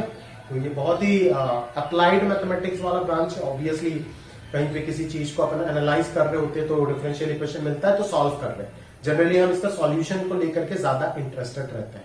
सही बात है क्या? ठीक है, हमें सॉल्यूशन को लेकर के ज्यादा इंटरेस्ट है। ठीक है ना? और ऑब्वियसली इक्वेशन आया तो उसको सॉल्व करना ही पड़ेगा भाई, नहीं तो मालूम कैसे पड़ेगा कि वो किस चीज को रिप्रेजेंट कर रहा है नहीं। सही बात है क्या? तो इसका सॉल्यूशन के साथ ही हमें ज्यादातर लेना देना होता है, इसलिए इतने मोटे मोटे बुक सिर्फ एक चैप्टर के ऊपर ही होता है, बट वो आपको पढ़ने के लिए नहीं, वो हमारे को पढ़ने के लिए है। बट अगर तरीके से देखा जाए तो आपके सिलेबस में सिर्फ रेस्ट्रिक्टेड है क्या कि variable separable, sorry first order differential equation का सॉल्यूशन, वही आपको सिलेबस में दिया गया है 12th तक। ठीक है, तो चलिए फर्स्ट ऑर्डर डिफरेंशियल इक्वेशन को सॉल्व करने का मैं आपको टोटल 7 तरीका बताया था, है ना? वेरिएबल सेपरेबल, रिड्यूसिबल, होमोजीनियस, उसका रिड्यूसिबल। रिड्यूसिबल मतलब उसको ऐसा ही फॉर्मेट दिया जाएगा जो आप रिड्यूस कर सकते हो इनटू वेरिएबल सेपरेबल और होमोजीनियस और लीनियर। ठीक है, और लास्ट में एग्जैक्ट आएगा। दैट इज ये 7 फॉर्मेट आपको अच्छे से आना चाहिए, और वही हम थ्रू आउट द चैप्टर करेंगे with along with your application part. सही है, तो चलिए स्टार्ट करते हैं। Variable separable, solving differential equation with the help of variable separable technique. ठीक है क्या? तो चलिए स्टार्ट करते हैं। ठीक है, वेरिएबल सेपरेबल टेक्निक स्टार्ट करते चलिए। तो करते कुछ क्वेश्चन, आपको शीट में हर टॉपिक के अंडर पे और भी क्वेश्चन मिल जाएगा प्रैक्टिस के लिए। ठीक है, तो चलो शुरू करते हैं, है ना भाई? क्लियर? तो वेरिएबल सेपरेबल क्या कहता है भाई? बोलो, वेरिएबल सेपरेबल क्या कहता है? दैट इज वेरिएबल को सेपरेट कर दो, एक्स और वाई 2 वेरिएबल रहेगा, एक्स वाले को एक साइड लेके आ जाओ, वाई वाले को एक साइड लेके चले जाओ। फायदा क्या होगा सर? फायदा ये होगा कि अगर एक्स वाले को एक साइड में और वाई वाले को एक साइड में लेके चला गया तो दोनों तरफ इंटीग्रेशन करने का मौका मिल जाएगा। अरे मिलेगा ही नहीं मिलेगा, बोलना भाई, समझ आ रहा है क्या? क्लियर है? तो ये दोनों तरफ इंटीग्रेशन करने का मौका मिल जाएगा। सही बात है। तो देखो पहला क्वेश्चन मैं आपको दिखाता हूं वेरिएबल सेपरेट करके कि कैसे हम इस डिफरेंशियल इक्वेशन को सॉल्व कर सकते हैं। ठीक है, हमारे को दिया क्या है? X into y square plus 1 into D x plus y into x square plus 1 into d y, ठीक है, इज इक्वल टू 0। क्लियर है? चल, तो यहां से अगर अपन सॉल्व करने के बारे में गए तो यहां से क्या मिलेगा? सेकंड वाले पार्ट को उधर भेज दो, -1 y into x square plus 1 into d y. सही बात है क्या? क्लियर है? चल, तो यहां से अपन क्या कर सकते हैं? वेरिएबल सेपरेट कर सकते हैं। दैट इज एक्स को एक्स के साथ लेकर के आ जाएंगे और वाई को वाई के साथ लेके चले जाएंगे। सही बात है क्या? ये देख, एक्स एक्स के साथ चला आया और वाई वाई के साथ चला आया। अभी फायदा क्या हो? अभी दोनों तरफ इंटीग्रेशन करने के लायक बन गया ये। सही बात है ना? तो इंटीग्रेटिंग बोथ साइड लिखना पड़ेगा इसे। हाँ, integrating both sides we have क्या मिलेगा? Integration x upon x square plus 1 into D x is equal to minus, और यहाँ पे y upon y square plus 1 into d y. सही है क्या? अब इस इंटीग्रेशन को सॉल्व करने के लिए आप जानते ही हो, नीचे को टी मानो तो ऊपर वाला dt बन जाएगा, ठीक है। यहाँ पे जेई वगैरह में तो अपन डायरेक्टली करा देते हैं ऐसे, बट यहाँ पे और आप लिखना चाहते हो तो लिखो, क्या करेंगे, सही है क्या कि या तो डायरेक्टली भी कर सकते हो यार, ऐसा कोई नहीं कि बोर्ड इसमें आप डायरेक्टली नहीं कर सकते हो, इसमें कोई नंबर वगैरह नहीं काटेगा। अगर आप सब्स्टिट्यूशन की मदद लेना चाहते हो तो लो, अदरवाइज अगर डायरेक्टली आपको आदत हो गया ठीक बात है, कोई दिक्कत नहीं है, ऐसे खास कोई नंबर नहीं काटेगा यहाँ तक, चिंता मत करो। जब नीचे का डेरिवेटिव ऊपर प्रेजेंट हो जाता है तो उसका आंसर अपन log of modulus x square plus 1 में लिखते हैं, यहाँ पे minus log of modulus y square plus 1 लिखते हैं, और प्लस दोनों लॉग में है तो कांस्टेंट भी एलएनसी में ही लिखते हैं। तो यहां से क्या आ जाएगा बोल भाई, अंदर तो पॉजिटिव है तो मॉड लगाना ना लगाना बराबर है, यहां से सिंपल ये पता चल रहा है कि ln x square plus 1 is equal to ln, ये हो जाएगा c divided by y square plus 1, और यहां से आपको क्या मिलेगा x square plus 1 into y square plus 1 equal to c, comma which is the required differential equation of the which is the required solution of the given differential equation. सही बात है क्या, क्लियर है? तो बस इतना सा ही करना है और 4 मार्क लेकर के घर पे जाना है और कुछ नहीं, ठीक है, बोर्ड्स में, ठीक है ना, तो एकदम सिंपल है, देखो और कुछ नहीं, ठीक है। बट यहाँ पे इसको कॉम्प्लेक्स बनाने का कोशिश करता हूं मैं, कैसे करता हूं देख, तो मेरा खुद का चीज आपको कहीं किसी बुक में नहीं मिलेगा, मेरे खुद का ऑब्जर्वेशन है, बता रहा हूँ, किसी के पास आंसर मिलता है तो जवाब दे दीजिएगा, किसी मास्टर को पूछना है पूछ लीजिएगा। आज तक मैंने जिसको पूछा है कोई मेरा जवाब नहीं दे पाया और मुझे भी नहीं पता इसका आंसर क्या है, सही बात है क्या, मेरे को भी नहीं पता। तो ये मेरा कंफ्यूजन है, जब भी मैं ये चैप्टर पढ़ाता हूं तो मैं ये कंफ्यूजन देता हूं, पास करता हूं, बट अगर मेरे को जवाब मिल जाता है कभी तो मिल जाएगा, आप किसी को पूछिएगा, अगर दे पाता है तो सही बात है। मेरा प्रॉब्लम ये है यहाँ पे कि एक डिफरेंशियल इक्वेशन मान लो dy अपॉन dx बराबर x अपॉन y, ठीक है, मैं यहाँ पे क्रॉस मल्टीप्लाई कर रहा हूं, x dx is equal to y dy, and then integrate कर रहा हूं, फिनिश, सॉल्व, ठीक है, मेरे को समझ में आता है एग्जैक्टली आपका बात, कोई दिक्कत नहीं मुझे उससे, मुझे किससे दिक्कत है आप समझिएगा बात।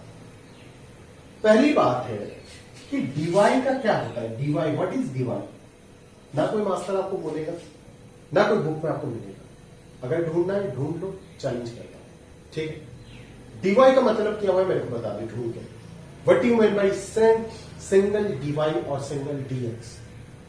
मेरे को किसी ना किसी बुक में थॉमस कैलकुलस या फिर कि कुछ फॉरेन ऑथर्स में मेरे को मिला है कि this is known as differential, बिल्कुल सही बात है, इसका मतलब एग्जिस्ट करता है, बट बिना बताए इस तरीके से जो पूरा दुनिया पढ़ाता है, एक बार क्रॉस क्वेश्चन पूछिए ना, पूरा दुनिया तो इसी तरीके से पढ़ाता है ना भाई, देखो इस तरीके से हो जाता है, ये डिवाइस इधर चला गया, डीएक्स इधर चला गया, और वैसे ही मैंने भी बताया, मैंने कुछ नया कुछ नहीं बोला, वही चीज बोला जो सभी बोलते हैं।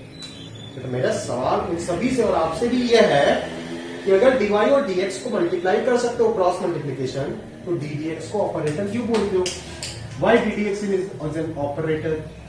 आप तो बोलते हो कि डी के बिना डीएक्स अधूरा है, डीएक्स के बिना डी अधूरा है, ये बोलते हो ना कि डीडीएक्स इज एन ऑपरेटर, तो अभी जाकर के आप इस डीडीएक्स ऑफ वाई को इधर क्रॉस मल्टीप्लीकेशन कर रहे हो, व्हाट डज इट मीन, इसका तो कोई मतलब ही नहीं निकलता। चलो मान लिया कि योर डिफरेंशियल एग्जिस्ट, मान लिया your differential dy and dx both exist, तो चिपका दिया दोनों तरफ, ठीक है। बट क्या आपके मन में ये डाउट नहीं आता है, सर आप जब डिफरेंशिएशन पढ़ा रहे थे तब तो आपने ये लिखे थे कि differentiating both sides with respect to फलाना, इंटीग्रेशन जब पढ़ा रहे थे तब आप क्या बोलते थे, आप बोलते थे कि अगर मैंने इधर इंटीग्रेशन लगाया, किसके रेस्पेक्ट में इंटीग्रेशन किया वो तो लिखना पड़ेगा, लेकिन यहाँ पे तो आप चीटिंग कर रहे हो सर, यहाँ पे तो सिर्फ इंटीग्रेटिंग लिख रहे हो, विथ रेस्पेक्ट टू कौन है वो तो नहीं लिख रहे हो जनाब, समझ आ रहा है बात। तो अगर मैं मान भी लेता हूं कि dy and dx both have its own significance और इसको अपन क्रॉस मल्टीप्लाई कर सकते हैं, दैट इज ओके, बट अगले स्टेप में जब आप जाकर के लिखते हो कि integrating both sides, what does it mean, ये पूरा कंप्लीटली नॉनसेंस है और कुछ नहीं। इंटीग्रेटिंग बोथ साइड्स, उसका फील क्या है, अरे क्या है, what does it mean integrating both side. Integration differentiation हमेशा किसी पर्टिकुलर वेरिएबल के रिस्पेक्ट में होता है, अकेला नहीं घूमता है इंटीग्रेशन सिंबल, इंटीग्रेशन घूमता है उसके साथ में बगल में डीएक्स को लेके चलता है या डीवाई को लेके चलता है, तो किसके रेस्पेक्ट में इंटीग्रेशन कर रहा है वो तो बता भाई, समझ आ रहा है मेरी बात। तो अगर मैं यहाँ पे integrating with respect to x लिख देता हूं तो मेरे पास इसके साथ साथ यहाँ पे एक और dx आ जाएगा और इधर भी dx आ जाएगा। तो मैं दो dy और dx को लेकर के क्या करूंगा, फंसूंगा क्या भाई? समझ आ रहा है आपको मेरी बात? मेरे फीलिंग को समझने का प्रयास करो, जो मेरा एग्जैक्ट डाउट है। मैं अगर integration with respect to dx लिख देता हूं तो यहाँ पे इंटीग्रेशन और dx दोनों आ जाएगा। अगर dy लिख देता हूं तो dy आ जाएगा, डबल dx डबल dy ये सब लेके मैं करूं क्या? कैसे सॉल्व करूं? पॉसिबल है? नहीं है। दैट्स द एग्जैक्ट पॉइंट कि आप इंटीग्रेटिंग लिख रहे हो जिसका कोई सिग्निफिकेंस नहीं है, जो पूरा दुनिया ऐसे ही रटाते चलते हैं इस चीज को। समझ आ रहा है ना? कोई भी वीडियो निकाल के देख ले, कोई भी वीडियो, अगर तेरे को ये चीज नहीं मिलता जिससे पहले मैंने किया था और सही से ही मेरे को बता देता है, किसी भी यूट्यूब में, ऑनलाइन में, किसी भी ऑफलाइन टीचर में बता देता है। फिर आज तक मैंने मल्टीपल टीचर के साथ बात की, इसके बारे में किसी के पास कोई जवाब नहीं, ना मेरे को घुमा के कोई रिप्लाई करता, मैं मैसेज करता हूँ, ब्लॉक करता है मेरे को। इस तरह हालात है। अगर आप पूछ सकते हो, पूछ के देखिएगा किसी मास्टर को, अगर बता देता है या फिर कॉलेज जाकर कभी पता चलता है तो मेरे को पता ही नहीं। तो मेरे ख्याल से ये होना क्या चाहिए था, मैं आपको बताता हूँ एग्जैक्टली कि किस तरीके से अपने को पूरा डिफरेंशियल इक्वेशन जो है उसको पढ़ाने का मॉडिफिकेशन करना चाहिए, वो मैं बता के देता हूं। मेरे हिसाब से यहां पे आपको y x बाई वाई किस तरीके से मिल रहा है, तो अपन dx को कभी मल्टीप्लीकेशन नहीं कर सकते, dx को कभी मल्टीप्लीकेशन नहीं कर सकते। एक तो मेरे को ये लगता है, दूसरा y को इधर चिपकाओ आप तो ये dy by dx equal to x आया। सही बात है? क्लियर? ठीक है, सही बात है। अच्छा, अभी समझता है क्या ये किसका डिफरेंशिएशन हो सकता है? ये किसका डिफरेंशिएशन हो सकता है? तेरे को फील है? इधर मैं 2 लगा देता हूं, चल एक और 2 लगा देता हूं, तो ये किसका डिफरेंशिएशन हो सकता है? फील है? ये इस चीज का डिफरेंशिएशन हो सकता है, ऐसे मुझे लग रहा है। क्या तुमको लग रहा है? लग रहा है तुमको? लग रहा है क्या? वाई स्क्वायर का differentiation twice y into derivative of box that is dy by dx, this will be the exact feeling. और अभी अगर मैं लिखता हूं कि साला इंटीग्रेट कर रहा हूं दोनों तरफ, सिर्फ इंटीग्रेटिंग लिखने से, सिंबल लगाने से काम नहीं चलेगा। अभी मैं वो भी लिखूंगा जो हकीकत में लिखना चाहिए, integrating both sides with respect to x. तो अगले स्टेप में मेरे पास एक इंटीग्रेशन भी आएगा और विथ रिस्पेक्ट टू एक्स लिखा, जिस वजह से एक dx भी आएगा।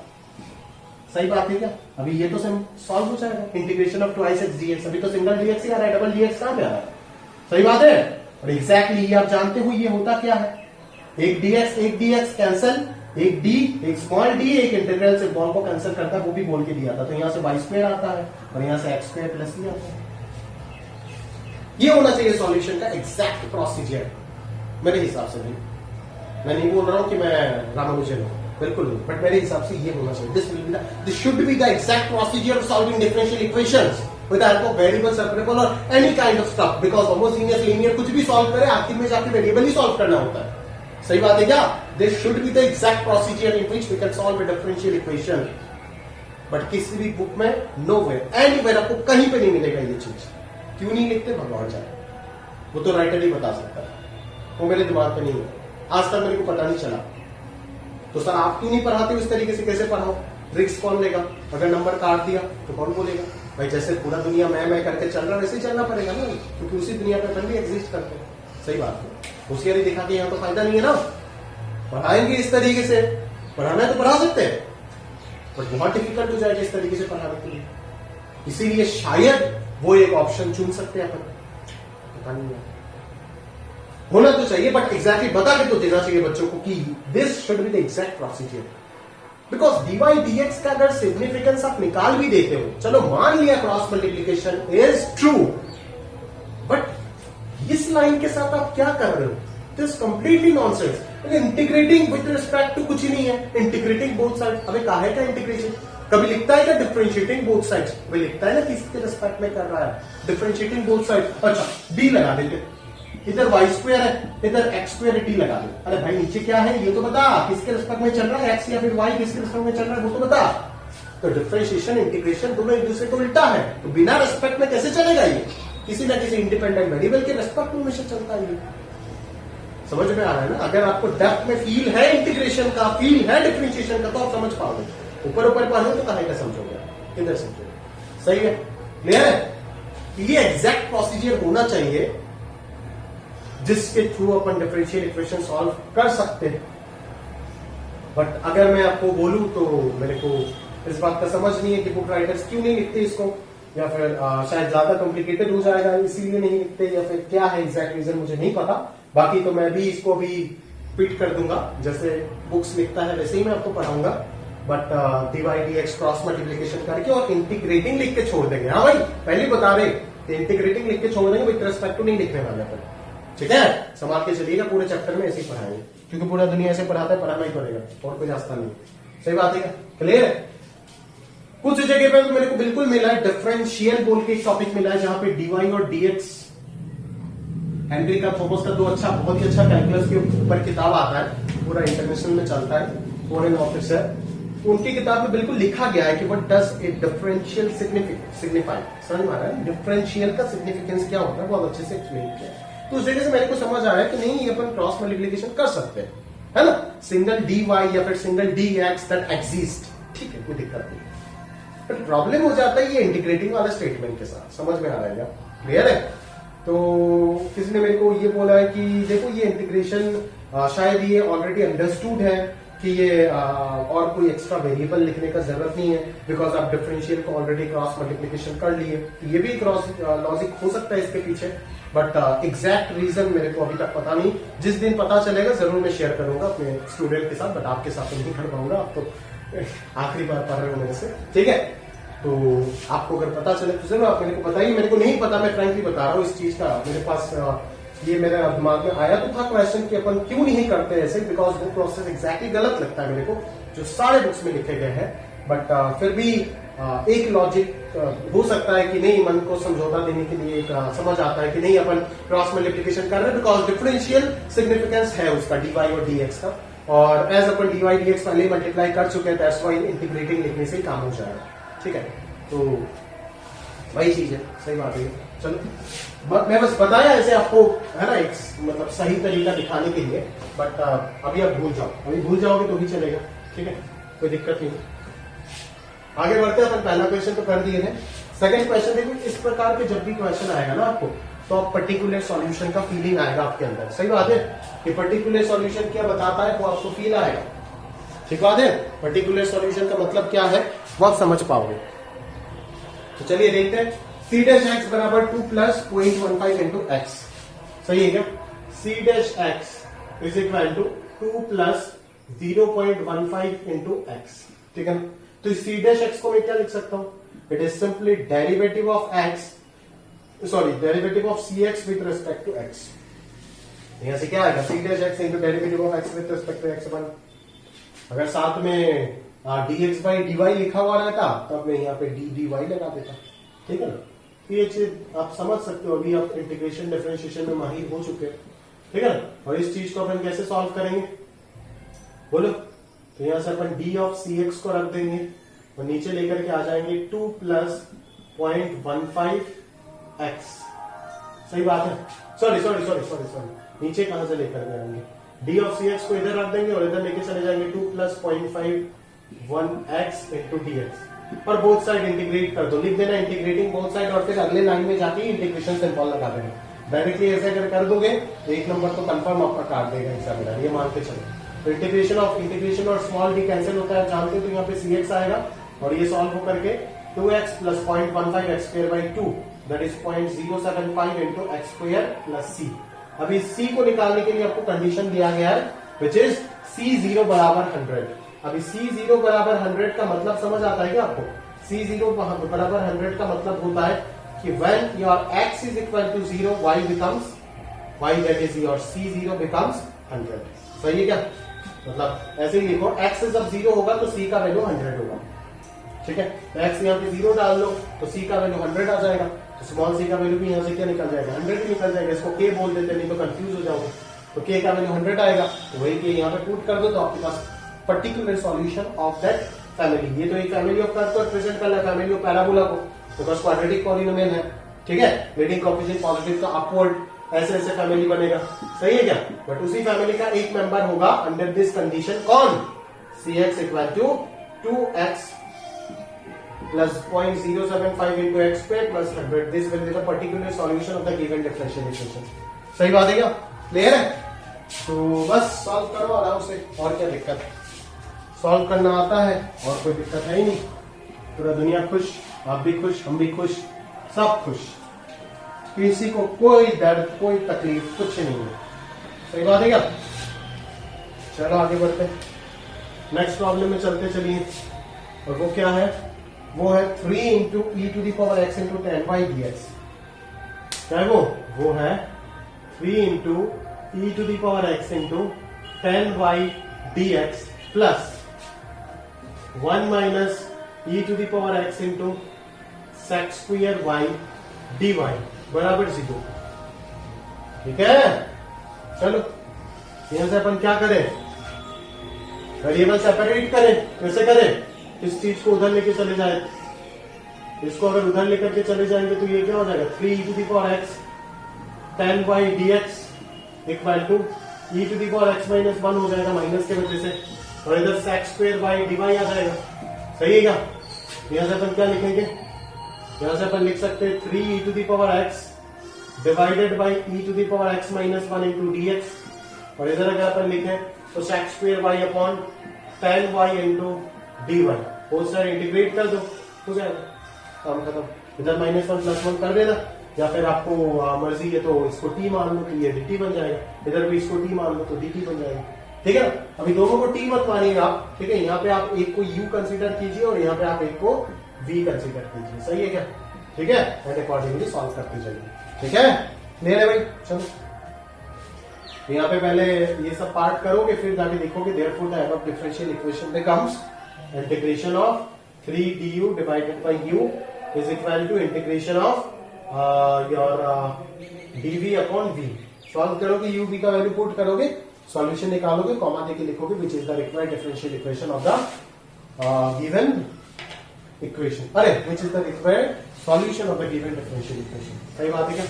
चलिए आगे चलते हैं, अगले प्रॉब्लम में चलते हैं। ठीक है, अगले प्रॉब्लम में चलते हैं। इसीलिए बोला कि इंटीग्रेशन स्ट्रॉन्ग होना ही पड़ेगा, अदरवाइज आप यहाँ पे स्ट्रगल करोगे बहुत ज्यादा। ठीक है, क्योंकि देखो कि हर एक डिफरेंशियल इक्वेशन का सॉल्यूशन निकालने के लिए आपको इंटीग्रेट करना पड़ेगा, और अच्छा खासा इंटीग्रेशन आना चाहिए, इंडेफिनिट इंटीग्रेशन। ठीक है, तो इस चीज को अगर मैं उधर लेकर के चलता हूं तो ये y-2 हो जाएगा, इसको अगर इधर लेकर के आते तो y1 ब्रैकेट में आ जाएगा और x + 2x² आ जाएगा। सही है क्या? तो यहां से क्या आएगा? y1 को dy बाई dx लिख दो तो ये dy बाई y-2 हो जाएगा, और ये हो जाएगा dx by 2x² plus x। तो दोनों तरफ इंटीग्रेट कर दो, ये तो लॉग में आ जाएगा, और ये dx बाई क्वाड्रेटिक सॉल्व कर लो। ठीक है, सॉल्यूशन आ जाएगा। ठीक है, पर प्रॉपर्ली लिख के करना, इंटीग्रेटिंग बोथ साइड्स, ऐसे सब कुछ लिख के करना अच्छे से, तो ही जाकर के ये काम का चीज बनेगा, अदरवाइज ये पूरा नंबर आपको कभी नहीं मिलेगा। ठीक है, आगे चलते हैं नंबर 5 में, आगे चलते हैं नंबर 5 में चलते चलिए। √ Of 1 plus x² plus y² plus x² y² plus xy into d y by dx। तो आप पहले इतने बड़े टर्म को थोड़ा सा सिंप्लीफाई करने का कोशिश करो, एज ये थोड़ा सा सिंप्लीफाई होता है तो चीजें जो है वो और अच्छा होगा। सही बात है क्या? यहां से अगर अपन सिंप्लीफाई करें तो ये क्या हो जाएगा? 1 प्लस x² प्लस y² अगर कॉमन ले लेते तो ये 1 प्लस x² हो जाएगा, तो प्लस ये xy डिवाई अपॉन dx बराबर 0 हो जाएगा। सही बात है क्या? तो यहां से अगर पता चल रहा है 1 प्लस x² है, तो 1 प्लस x² अगर कॉमन ले लेते तो ये पूरा फैक्टराइज हो जाएगा, √x plus 1 plus x² into √1 plus y² पे फैक्टराइज हो जाएगा, और माइनस पे अगर इसको लेकर के जाएंगे तो ये minus xy into d y upon dx। सही बात है क्या? Minus xy into d y by dx। सही बात है। यहां से अगर अपन सिंप्लीफाई करने के पीछे गए तो ये क्या होगा बोलो? √1 plus x² into divided by x dx आ जाएगा, और उधर हो जाएगा y dy divided by √1 plus y² with minus sign, दोनों तरफ इंटीग्रेट कर दो, हो जाएगा। सिंपल सा लॉजिक है। यहाँ पे x² लगा दो, x², ये इंटीग्रेशन आप कर ही सकते हो सब्स्टिट्यूशन की मदद से, और ये भी हो जाएगा, इसको t² मानो, ये dt बन जाएगा। सही है क्या? t dt बन जाएगा, सब कुछ कैंसिल हो जाएगा, आंसर t ही आ जाएगा। सही बात है क्या? आराम से ये सब आप सॉल्व कर सकते हो, कोई दिक्कत वाली बात है नहीं। ठीक है, तो सिंपल है एकदम। ठीक है ना, तो हो जाएगा। अच्छा, ये क्वेश्चन आप अभी वेरिएबल सेपरेबल में कट कर देना, ये क्वेश्चन गलती से आ गया, ये वैसे के लिए होमोजेनियस डिफरेंशियल इक्वेशन का क्वेश्चन है, तो ये हम उधर स्टडी करेंगे अगले लेक्चर में। ठीक है, अभी चलते चलिए हमारा अगला पार्ट, उस पार्ट को हम अच्छे से सीखने का प्रयास करते हैं। That is our differential equations which can be reduced into variable separable technique. ठीक है, तो ऐसे डिफरेंशियल इक्वेशंस को अभी हम स्टडी करने वाले हैं जिनको हम वेरिएबल सेपरेबल टेक्निक में आराम से रिड्यूस करके ले करके आ सकते हैं। तो वेरिएबल सेपरेबल में रिड्यूस अगर कर देते हैं इनको तो ये आराम से किसमें कन्वर्ट हो जाएगा, सॉल्व करने का लायक बन जाएगा और अपन सॉल्व कर देंगे इसको। सही बात है क्या? तो चलिए देखते हैं कि ये फॉर्मेट जो है ना, ये फॉर्मेट क्या है। सबसे पहले मैं आपको ये सिखा के देता हूं कि जब भी आपको ये वाला फॉर्मेट दिख जाएगा कि d y by D x is equal to f of a x plus B y plus c. Notes में बनाने में इतना इंटरेस्टेड हूं नहीं क्योंकि ये ऑलरेडी आपके शीट में बना हुआ है नोट्स, अच्छे से आप देख सकते हो, वहीं से फॉलो कर सकते हो। ठीक है, तो d y by D x is equal to f of a x plus B y plus c, ये हो जाएगा आपका एग्जैक्ट फॉर्मेट किसका, रिड्यूसिबल टेक्निक। मतलब ऐसे डिफरेंशियल इक्वेशन जिनको अपन आराम से वेरिएबल सेपरेबल में रिड्यूस कर सकते हैं, उन डिफरेंशियल इक्वेशंस का बात कर रहे हैं। तो अगर आपको कभी भी ये वाला फॉर्मेट दिख जाता है ना कि d y by D x is equal to a complete function of a x plus B y plus c, function of कुछ मतलब समझते हो ना क्या है, फंक्शन ऑफ एक्स अगर बोलूं तो एक्स को अगर ऐसे फील करना, फंक्शन ऑफ एक्स अगर बोलूं तो x square plus x cube. जैसे यहां से अगर एक्स को गायब कर देता हूं तो और कोई वेरिएबल बचेगा ही नहीं। ठीक है ना, फंक्शन ऑफ सर मतलब क्या कि ऐसे सर टू दी पावर प्लस सर स्क्वायर ऐसे मान सकते हो।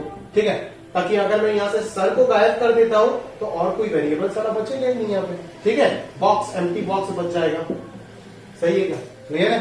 ठीक है, तो ऐसे समझो कि function of a x plus B y plus c का मतलब क्या है कि उस एक्सप्रेशन से अगर मैं a x plus B y plus c वाले पार्ट को रिमूव कर देता हूं तो और मेरे पास कोई वेरिएबल टर्म बचेगा ही नहीं। इस तरीके से आप पकड़ सकते हो कि कौन सा function of a x plus B y plus c है और कौन सा नहीं है।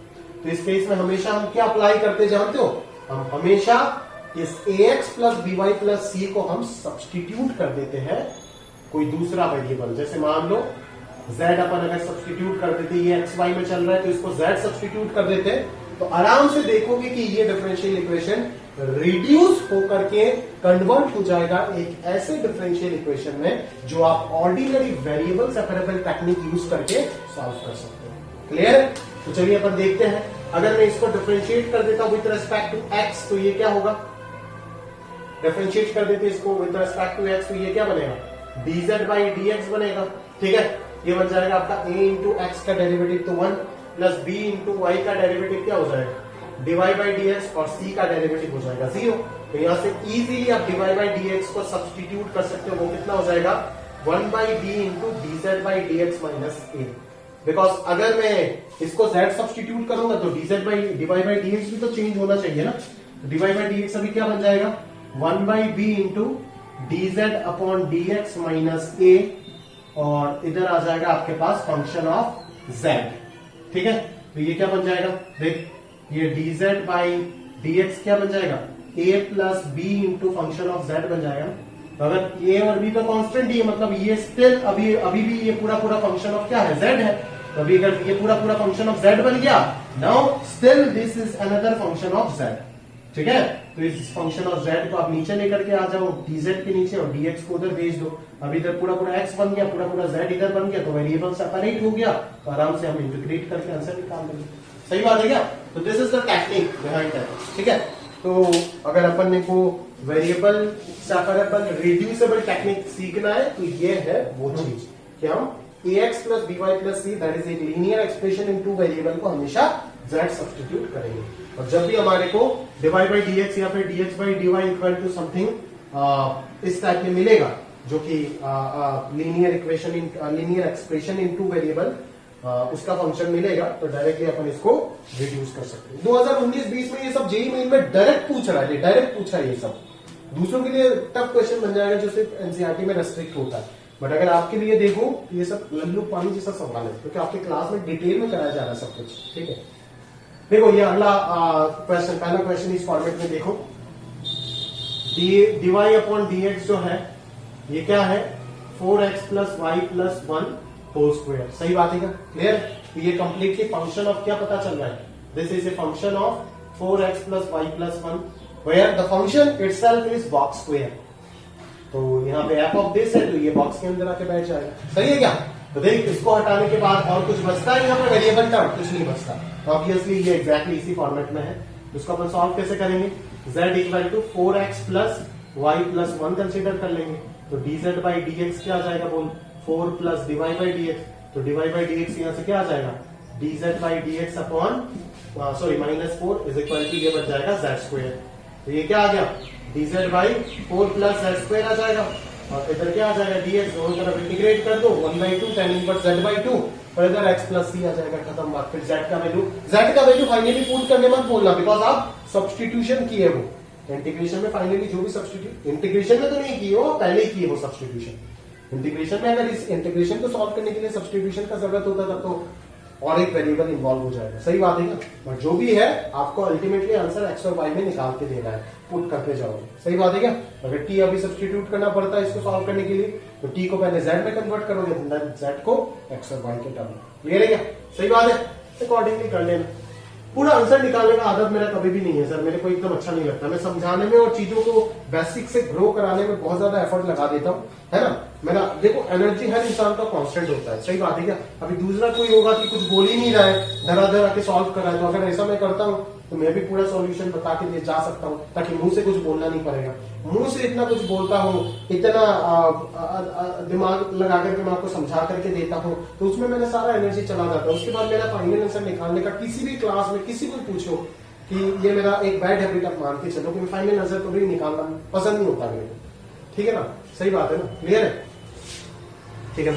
तो ये फाइनल आंसर मैं कभी भी नहीं निकाला आज तक। ठीक है? पूरा मत मानो, जिस क्वेश्चन में निकालना होता है मैं निकाल के देता हूँ, बट जो मुझे लगता है कि आप कर सकते हो उसमें मैं समय वेस्ट कर बिल्कुल करना नहीं चाहता हूँ। सही बात है क्या? क्लियर है? क्योंकि मैं समझाने में काफी ज्यादा एफर्ट लगा रहा हूँ, वो मेरे को फील आ रहा है। मैं काफी ज्यादा बोलता भी हूँ, काफी ज्यादा समझाता भी हूँ। ठीक है? तो समझाने में मैं मैक्सिमम एफर्ट अगर लगा रहा हूँ, मुंह से सब कुछ बोल के दे रहा हूँ, तो मेरे को लगता नहीं कि अगर आप एक सिंसियर बच्चा हो तो उससे ज्यादा उसके आगे जाकर के मेरे को लिख लिख के एक एक चीज देने का जरूरत है। उसके लिए किताब रखा है। ठीक है? या फिर जब डिस्कशन होता है तब तो करके दे दूंगा, तब बोल दीजिएगा ना। अगर नहीं होता है तो बोल देना ना भाई, उसमें क्या दिक्कत है? उसमें तो कर देंगे, है ना। बट पढ़ाते वक्त मेरे को वो आंसर वगैरह निकालना उसमें बड़ा मजा नहीं आता। ठीक है? चलो मजे से अगर जिंदगी में हर चीज हो जाता तो थोड़ी ना, बट आपको मैं बता के दे रहा हूँ। अगर आपसे नहीं होता है तो आप बिल्कुल मेरे को बोलिए कि मैं सॉल्व करके दूंगा। ऐसा नहीं कि मैं कुछ नहीं करूंगा, हर एक चीज करके देता हूँ, जानते हैं। अगले क्वेश्चन पे चलते हैं। X plus y whole square into divide by D x is equal to a square. इस टाइप में आपको दिख रहा है। ठीक है? तो अभी अपन यहाँ पे क्या कर सकते हैं? देखो सिंपल सा चीज समझने का प्रयास करो। यहाँ पे अपन क्या कर सकते हैं? आपको देख के कुछ समझ नहीं आ रहा होगा, बट अगर थोड़ा सा ध्यान से देखोगे और x plus y whole square को नीचे लेकर के चले जाओगे तो आपको सारी चीज दिख जाएगा। अभी देखो this is a function of ax plus B y plus c, जहां पे आपका ax plus B y plus c कौन बन रहा है? x प्लस वाई बन रहा है। सही है क्या? क्लियर है? इसको अगर गायब कर देगा तो यहाँ पे सब कुछ सॉल्व हो जाएगा और कुछ बचता ही नहीं। मतलब function of ax plus B y plus c है ये कंप्लीट चीज। x प्लस वाई को गायब कर देंगे तो और कोई वेरिएबल बचता ही नहीं है। तो डायरेक्टली इसको सॉल्व करने का टेक्निक क्या रहेगा कि consider x plus y as z। Simple सी लॉजिक है। ठीक है? तो इसको डिफरेंशिएट करेंगे विद रिस्पेक्ट टू x। यहाँ पे क्या आएगा? 1 प्लस डिवाइड बाई dx आएगा और इधर क्या आएगा? dz बाई dx आएगा। तो डिवाइड बाई dx हो जाएगा dz बाई dx माइनस 1 और ये आ जाएगा a square by z square. फिर इसको इधर लेके चले जाओ, ये फंक्शन ऑफ z बनेगा। नीचे लेकर के आ जाओ, dx को उधर लेके चले जाओ, इंटीग्रेट कर दो, आंसर आ जाएगा। खत्म। सही बात है क्या? क्लियर है? चलो चलो भाई चलो चलो। कुछ जुगाड़ वगैरह भी लगता है यार, बट वो मेरे को सिखाना पसंद नहीं होता। लोग इसको बहुत हाईलाइट करके सिखाते, वेदांत वगैरह फालतू चीज है ना, बाइजूस वगैरह, वो सब छोटे छोटे चीज अगर मिल जाता है उनको, अरे बाप रे, एक एक छोटी छोटी चीज को एकदम थंबनेल बना के बड़ा सा प्रमोशन करेगा। नहीं बात? ये ट्रिक देखो, इससे सवाल सॉल्व हो जाता है। देखोगे क्या जाके सीधे का सवाल भी सॉल्व नहीं हुआ इससे। सही बात है। वो क्या जुगाड़ है कि एक डिफरेंशियल इक्वेशन देगा, पूछेगा कि इसका सॉल्यूशन कौन है, इसका सॉल्यूशन कौन है, 4 ऑप्शन देगा। ठीक है? तो ये 4 ऑप्शन अगर देता है तो बहुत बच्चे क्या है कि उसको अगर सॉल्व नहीं कर पा रहे तो चारों ऑप्शन को डिफरेंशिएट कर देगा। हाँ होता है ऐसे बहुत बच्चे, 4 ऑप्शन सिमिलर काइंड में दिखेगा ना, 4 ऑप्शन को डिफरेंशिएट करके चेक कर लेगा। जिस मतलब वो सॉल्व करने का क्वेश्चन को फॉर्मेशन और डिफरेंशियल इक्वेशन बना देगा। सॉल्व करने दिया है, जैसे ये क्वेश्चन देकर मैं सॉल्व करने बोला ना, तो आप जब सॉल्व करते जा रहे हो ना तो आपको क्या बोलेगा ना मतलब चारों ऑप्शन को डिफरेंशिएट करने का करके देखेगा कि क्वेश्चन जो था उसके साथ मैच हो रहा है या नहीं, जो ऑप्शन मैच हो रहा है वही को टिक लगा देगा। तो ये सब पहले चलता था, तब जेई भी उल्लू था, ठीक है। आजकल जेई बहुत स्मार्ट हो गया, हमसे आगे चलता है जेई। अगर हम यहाँ पे है तो जेई यहाँ पे जरूर होगा, ठीक है, क्योंकि उधर हमारे से लाखों गुना अच्छे प्रोफेसर बैठे हुए आईआईटीज में, ठीक है। तो आजकल जेई को पता चल गया ये बच्चे का ट्रिक, ठीक है। तो जेई क्या करता है पता है, y ऑफ 1 इक्वल टू 1 अगर दिया हुआ है तो उसके बाद पर्टिकुलर सॉल्यूशन तो मिल गया, तो उसके बाद जेई y0 पूछ लेता है, समझे। अगर y0 पूछ लिया तब तो खत्म, आंसर जो है वो तो न्यूमेरिकल वैल्यू में आएगा, ठीक है। तो तब उसका वो ट्रिक हलाल हो जाएगा, सही बात है ना, और उसके बाद ये काम नहीं आएगा, ठीक है। आजकल आप देख लीजिए 2018, 19, 20, इनफैक्ट जेई मेन एडवांस तो कभी पूछता ही नहीं। जेई मेन भी आप देखोगे सारे सवाल ऐसे इसी फॉर्मेट में देता है। 90% of the differential equation format जो सॉल्व करने वाला होगा वो कभी भी ऑप्शन में 4 ऑप्शन नहीं देगा सॉल्यूशन वाला, क्यों पता है कि ऐसे होशियार बच्चा होगा और सभी को लगभग ये पता होता है कि इन चारों चीज को वो सॉल्व करके क्वेश्चन के साथ मैच करा लेगा, सही बात है ना। तो सॉल्व करने का मतलब ही नहीं आया, उसको अगर टेक्निक नहीं भी पता है ये सब तो भी वो क्वेश्चन का आंसर करके आ जाएगा। इसीलिए आजकल डायरेक्टली पर्टिकुलर सॉल्यूशन निकाल के उसका वैल्यू पूछता है। तो अगर ये सब पूछ देता है तब तो आप आंसर न्यूमेरिकल आएगा ना, कि मान लो y is a function of x, मैंने निकाल दिया पर्टिकुलर सॉल्यूशन, अभी x इक्वल टू 0 पे y का वैल्यू क्या होगा वो पूछ लिया, तो वो तो आप नहीं कर सकते हो ना ऐसे जुगाड़ से, ठीक है। सिमिलरली एक और पैटर्न में मैंने चेंज देखा था, वो ट्रिग्नोमेट्रिक इक्वेशन का सॉल्यूशन पूछता था। पहले जनरल सॉल्यूशन देता था, तो जनरल सॉल्यूशन में बच्चे n का वैल्यू पुट करके चेक कर लेते थे।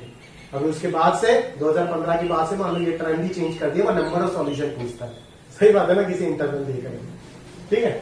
ऐसे होता है, ठीक है ना, ये सब चीजों में भी रिसर्च होता रहता है और वो भी हमसे आगे ही रहता है हमेशा, ठीक है। चलिए आगे बढ़ते, अगले क्वेश्चन में चलते हैं। x minus y into D x plus d y, x minus y into D x plus d y, ठीक है, is equal to d x minus d y, is equal to d x minus d y, और एक particular condition दिया है y0 is equal to -1, ठीक है। तो यहां पर अपन क्या करेंगे, देखो सबसे पहले x into D x plus x into d y minus y into D x minus y into d y is equal to d x minus d y. Variable separate करना है, तो पहले तो y d y by D x निकाल, d y को एक bracket के अंदर घुसा, तो ये डी एक्स वाला एक है और ये एक है, तो यहां से डी एक्स अगर कॉमन आएगा तो ये क्या बन जाएगा, x माइनस वाई माइनस 1, और डी वाई वाला एक है, ये अगर उधर चला जाएगा तो डी वाई कॉमन आएगा ब्रैकेट में, और ये हो जाएगा y माइनस एक्स माइनस 1, सही है क्या? अरे बोल भाई सही है ना। चल तो यहां से अपन क्या करते हैं, d y by D x देखते हैं, d y by D x क्या है, फील करो क्या है d y by D x, और d y by D x अगर मैं देखा तो एक्स माइनस वाई माइनस 1 आ रहा है ऊपर, और नीचे आ रहा है y माइनस एक्स माइनस 1, सही है क्या? क्लियर है? तो क्या ये function of ax plus d Y plus c है या नहीं, आप चेक करो, बोलोगे है। देखो फॉर्मेट बनाना पड़ेगा, ऐसे दिखेगा नहीं, ऐसे कुछ नहीं दिखने वाला, अभी दिख रहा होगा x minus y x minus y, सही बात है क्या?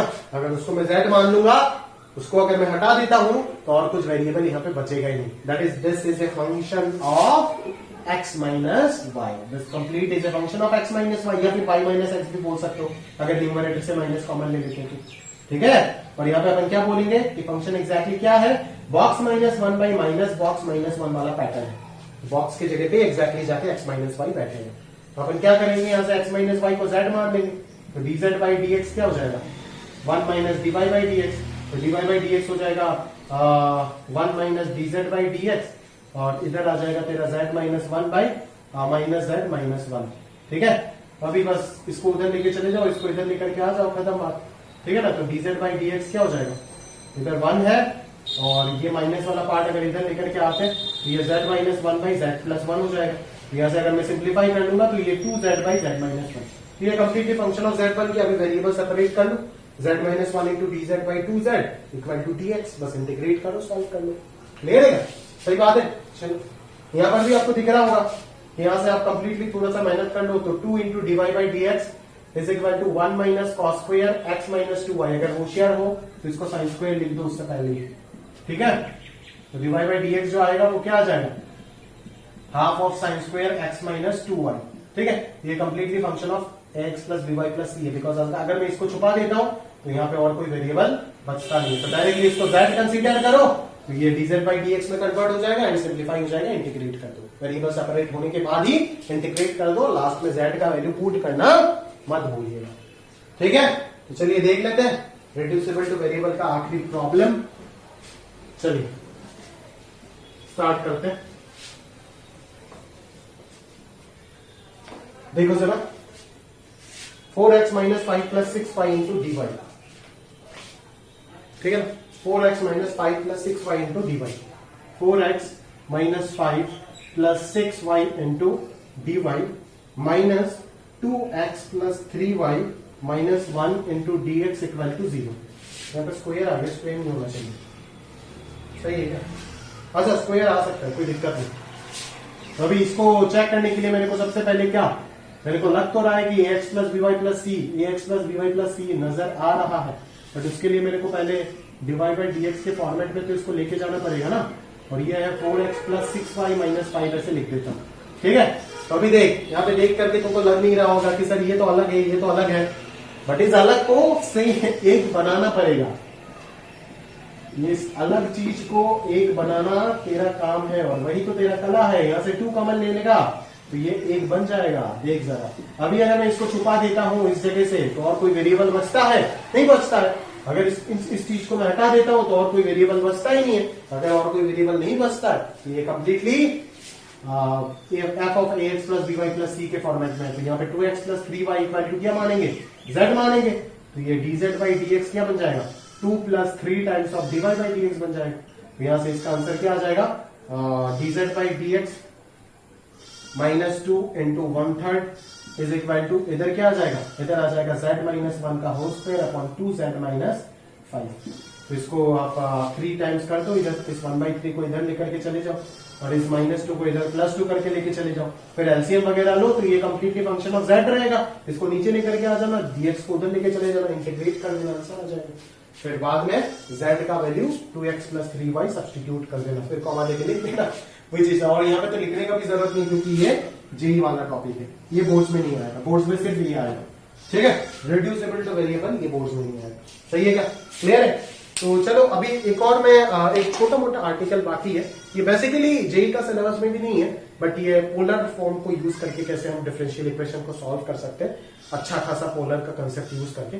जैसे कार्टेशियन कोऑर्डिनेट सिस्टम होता है, सिलेंड्रिकल होते हैं, है ना, स्फेरिकल होते हैं, पोलर होते हैं। ठीक है, तो ऐसे पोलर कोऑर्डिनेट सिस्टम, अब जानते हो पोलर कोऑर्डिनेट सिस्टम का इंट्रोडक्शन अगर आपको नहीं पता तो मैं अभी दे दूंगा। r कॉमा थीटा, एक्स और वाई की जगह पे r और थीटा होता है, और r और थीटा क्या होता है मैं बता दूंगा आपको, बस जस्ट फॉर इंफॉर्मेशन आप याद रखो इसको, बाकी कोई काम नहीं आता। ठीक है, बट जेई आईटी जेई में तो कभी ये सब जरूरत नहीं होगा, बट अगर आप सीएमआई आईएसआई वगैरह दे रहे हो तो उसमें आपको जरूर काम आएगा पोलर कोऑर्डिनेट्स का use in solving differential equation. ठीक है, तो वो वाला छोटा सा आर्टिकल 2-3 क्वेश्चन है उसके अंदर में, वो देख लेते हैं एक बार। वो देखने के बाद हमारा ये आर्टिकल पूरा कंप्लीट हो जाएगा और अगले लेक्चर से हम स्टार्ट करेंगे होमोजीनियस डिफरेंशियल इक्वेशन।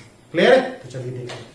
तो ये देखो, ये हमारा लास्ट सेगमेंट है, यूजिंग पोलर कोऑर्डिनेट सिस्टम। ठीक है, हम डिफरेंशियल इक्वेशन को सॉल्व कर सकते हैं। बेसिकली पोलर कोऑर्डिनेट सिस्टम का आइडिया अगर मैं थोड़ा बहुत आपको दो, जैसे फेमस कोई पोलर कर्व लेके बताता हूँ, जैसे r बराबर a into 1 plus cos theta, या फिर a into 1 minus cos theta. ये सब पोलर कर्व है। ठीक है, जहां पे सिर्फ r और थीटा रहता है, इसको बोलते हैं कार्डियोइड।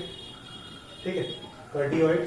ठीक है ना, तो इस तरीके से इसका शेप होता है। ठीक है, तो पोलर कोऑर्डिनेट सिस्टम में ना बेसिकली क्या होता है कि एक ओरिजिन की तरह, जैसे आपका कार्टेशियन में ऑर्डिन होता है ना, तो ओरिजिन की तरह सिर्फ एक पॉइंट होता है पोल, उसको हम बोलते हैं पोल। ठीक है, और एक और पॉइंट जो है वो घूमता रहता है इस पॉइंट के अबाउट। ठीक है, तो सिर्फ 2 ही पैरामीटर होता है, एक तो है ये distance of that variable point from the fixed point pole, जिसको हम r डिस्टेंस बोलते हैं, और ये जिस एंगल में घूमता है इसको अपन थीटा बोलते हैं। तो यही 2 सिर्फ पैरामीटर रहता है, r और थीटा, जो पोलर कोऑर्डिनेट सिस्टम में मिलता है, as like this your x and y in Cartesian coordinate system. ठीक है, तो ये सब आप जानते हो ऑलरेडी, मतलब नहीं जानते थे, अभी मैंने बता दिया आपको।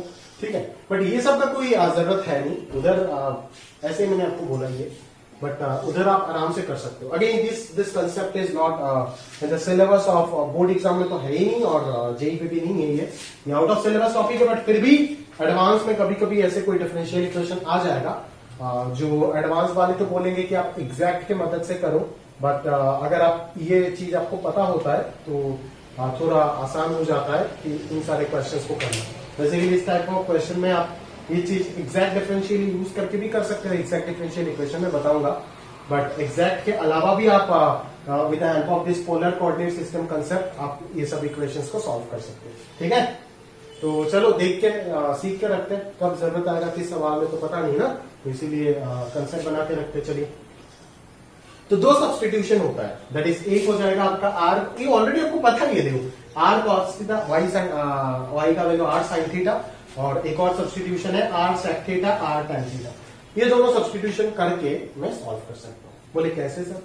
अगर मैं ये दोनों सब्सटीट्यूशन करता हूं तो हमारे पास जो इक्वेशन आएगा, यहाँ से एक इक्वेशन ये आएगा और एक इक्वेशन ये आएगा। अगर मैं आर को एलिमिनेट करना चाहता हूं तो आराम से यहाँ से क्या आएगा, इस जगह पे मैंने थीटा को एलिमिनेट कर दिया और इस जगह पे मैंने आर को एलिमिनेट कर दिया। ठीक है, अभी इस जगह से ये चीज मैंने कैसे बनाया, देखो इस इक्वेशन को अगर मैं एक्स के रेस्पेक्ट में डिफरेंशिएट कर लेता हूं तो क्या आएगा, twice x plus twice Y divide by D x, और इज इक्वल टू यहाँ पे क्या आएगा, twice r d r by D x आएगा, बिकॉज एक्स के रेस्पेक्ट में कर रहे हो और r is not a constant variable. तो अगर मैं एलसीएम ले लेता हूं यहाँ से, तो यहाँ पे आ जाएगा twice x d x plus twice y d y is equal to twice r d r, और डी एक्स कैंसिल हो जाएगा, फिर 2 को कैंसिल कर देंगे तो x d x plus y d y equal to r d r आ जाएगा। यही है आपका वो इक्वेशन। सिमिलरली अगर इस इक्वेशन को आप एक्स के रेस्पेक्ट में डिफरेंशिएट कर दोगे तो नीचे एक्स स्क्वायर आएगा, ऊपर एक्स से डिवाइड बाई डी एक्स आएगा, माइनस वाई इंटू एक्स का derivative 1 equal to tan theta का derivative sec square theta into d theta by D x आ जाएगा। सही है क्या? क्लियर है? तो यहां से अगर अपन सिंप्लीफाई करें तो ये x divide minus y d x divided by x square d x हो जाएगा, और ये हो जाएगा sec square theta d theta divided by D x हो जाएगा। तो ये डी एक्स कैंसिल हो जाएगा, तो यहां से हमारे पास क्या आएगा, x divide minus y d x is equal to x square into sec square theta d theta. सही बात है, x square into sec square theta d theta. तो x square into sec square theta d theta ये क्या होगा बोलो, अगर मैं एक्स का वैल्यू यहाँ से सब्स्टिट्यूट कर दूं जो मेरा था आर कॉस थीटा, तो यहाँ पे हमारे पास क्या आएगा, x r x equal to r cos theta, तो एक्स सेक थीटा का वैल्यू आर हो जाएगा, तो ये आर स्क्वायर डी थीटा हो जाएगा। तो ये x d y minus y d x हो जाएगा आर स्क्वायर डी थीटा। सही बात है क्या? इस तरीके से आ जाएगा। सही बात है, क्लियर? यहाँ से ये आराम से निकल करके आ जाएगा। सही बात है क्या? क्लियर है? तो फायदा क्या होगा यहाँ से कि जब भी आपको इस प्रकार के टर्म मिल जाएगा आपके डिफरेंशियल इक्वेशन में, तो इसको हम जनरली एग्जैक्ट डिफरेंशियल इक्वेशन की मदद से ही कर सकते हैं, बट अगर आपको पोलर कोऑर्डिनेट सिस्टम का आइडिया है तो आप इससे भी कर सकते हो। जैसे इस जगह पे ये देखो, ये सब टर्म को डायरेक्टली मैं ये सब्स्टिट्यूट करके सॉल्व कर दूंगा और फिर आर का वैल्यू लिख दूंगा। सही बात है क्या? क्लियर है? तो आराम से आप इस तरीके से सॉल्व कर सकते हो, ज्यादा टेंशन वाली बात नहीं है। एक और सब्स्टिट्यूशन चलता है r sec theta r tan theta, यहाँ से ये मिलेगा और यहाँ से ये मिलेगा, फिर सिमिलरली डिफरेंशिएट करके ये दोनों इक्वेशन निकालो। सही बात है? क्लियर है? तो चलिए मैं बता देता हूँ एग्जैक्टली क्वेश्चन को कैसे सॉल्व करेंगे, देख लो। ठीक है, तो क्वेश्चन सॉल्व करना आना चाहिए, वही देख लो एक बार फटाफट से। तो यहाँ पे हमारे पास क्या आया, यहाँ पे आ रहा है x d x plus y d y is equal to x times of x d y minus y d x. सही बात है ना? Clear? X d x plus y d y equal to x times of x d y minus y d x. सही है? तो x d x plus y d y है ना, तो ये दोनों टर्म कहां पे प्रेजेंट है वो देखो, किस जगह पे प्रेजेंट है, x d x y d y दोनों का एडिशन यहाँ पे है, और x d y minus y d x ये भी यहाँ पे प्रेजेंट है। सही है क्या? क्लियर है? तो ये क्वेश्चन जो है वो ऊपर वाले सब्स्टिट्यूशन से सॉल्व हो जाएगा। ठीक है ना? क्लियर है?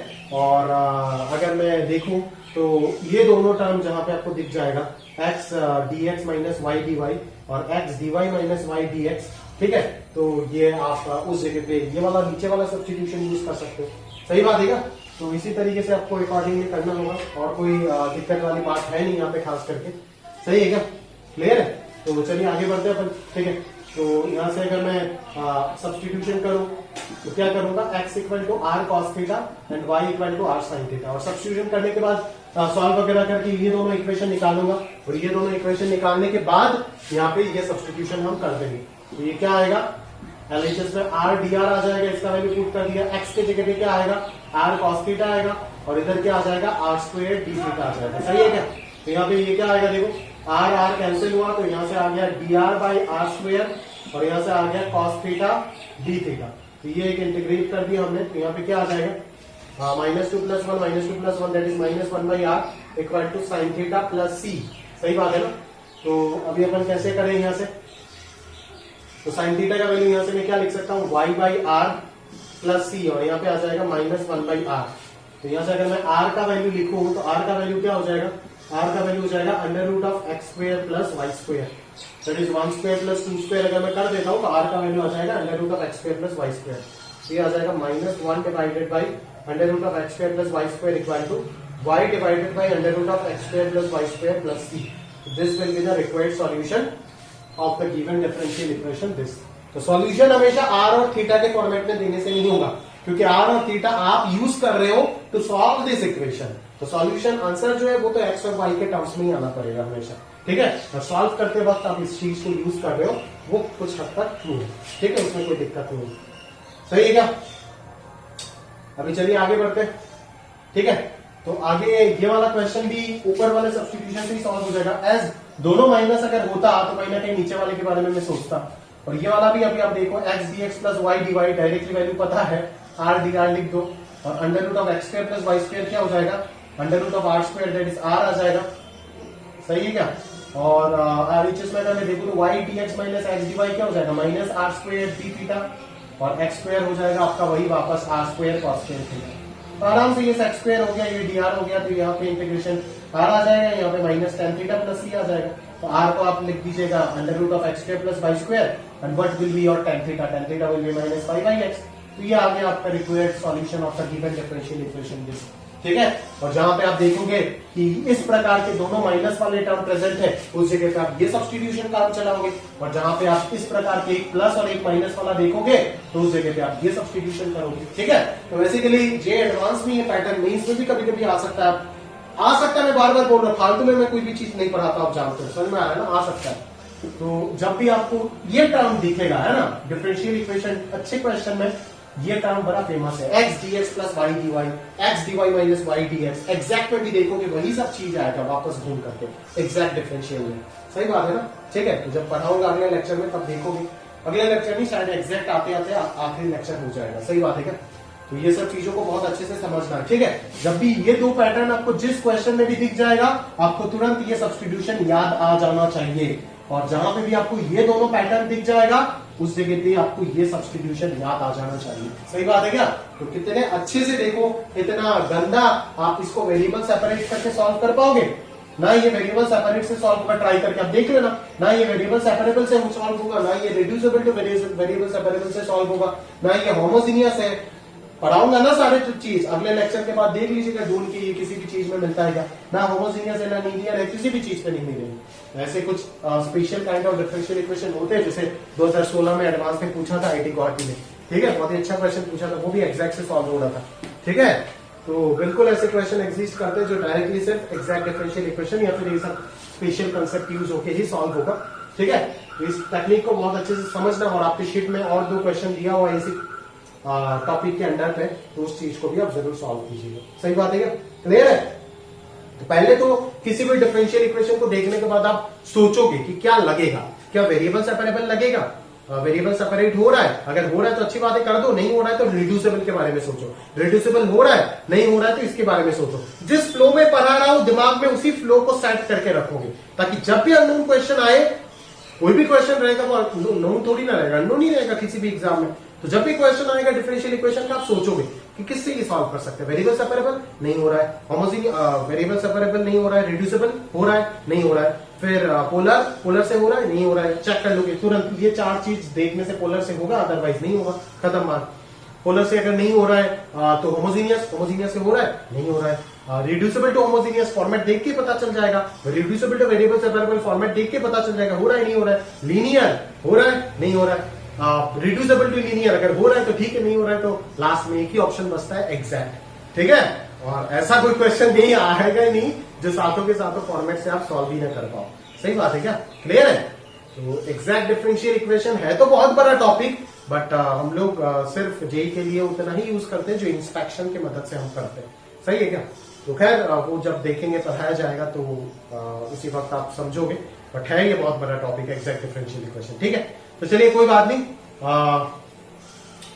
शुरू करते क्या, खत्म करते आज का लेक्चर। ठीक है, और 2 लेक्चर कंप्लीट हो गया और 2 लेक्चर बाकी है, वो जल्दी आ जाएगा। ठीक है, तो मैं कल ही बना लूंगा और 2 लेक्चर और दे दूंगा आपको लेक्चर। सही है, तो चलो आज के लिए यहाँ तक समाप्त करते। जो भी डाउट्स है अकॉर्डिंगली मेरे को पूछ लीजिएगा और यहाँ तक अपने शीट में सारे होमवर्क सॉल्व कीजिएगा, उसके बाद ही अगला लेक्चर देखिए। ठीक है, तो अच्छा होगा, प्रैक्टिस भी हो जाएगा साथों साथ और आप फ्लो में भी रहेंगे पूरा। तो यहाँ तक जितने भी है शीट में होमोजीनियस से पहले तक सारे होमवर्क कंप्लीट करके फिर आप 3rd लेक्चर में आइए। सही है, क्लियर है? थोड़ा जल्दी जल्दी कीजिए। ठीक है, जल्दी जल्दी नहीं करेंगे तो नहीं चलेगा काम। ठीक है, ये सिलेबस बहुत तेजी से जाएगा और आप पीछे पड़ जाएंगे नहीं, तो सही बात है क्या? तो जो भी डाउट है अकॉर्डिंगली साथों साथ क्लियर कर लिया करो और होमवर्क करते रहो, बस यही बोलूंगा।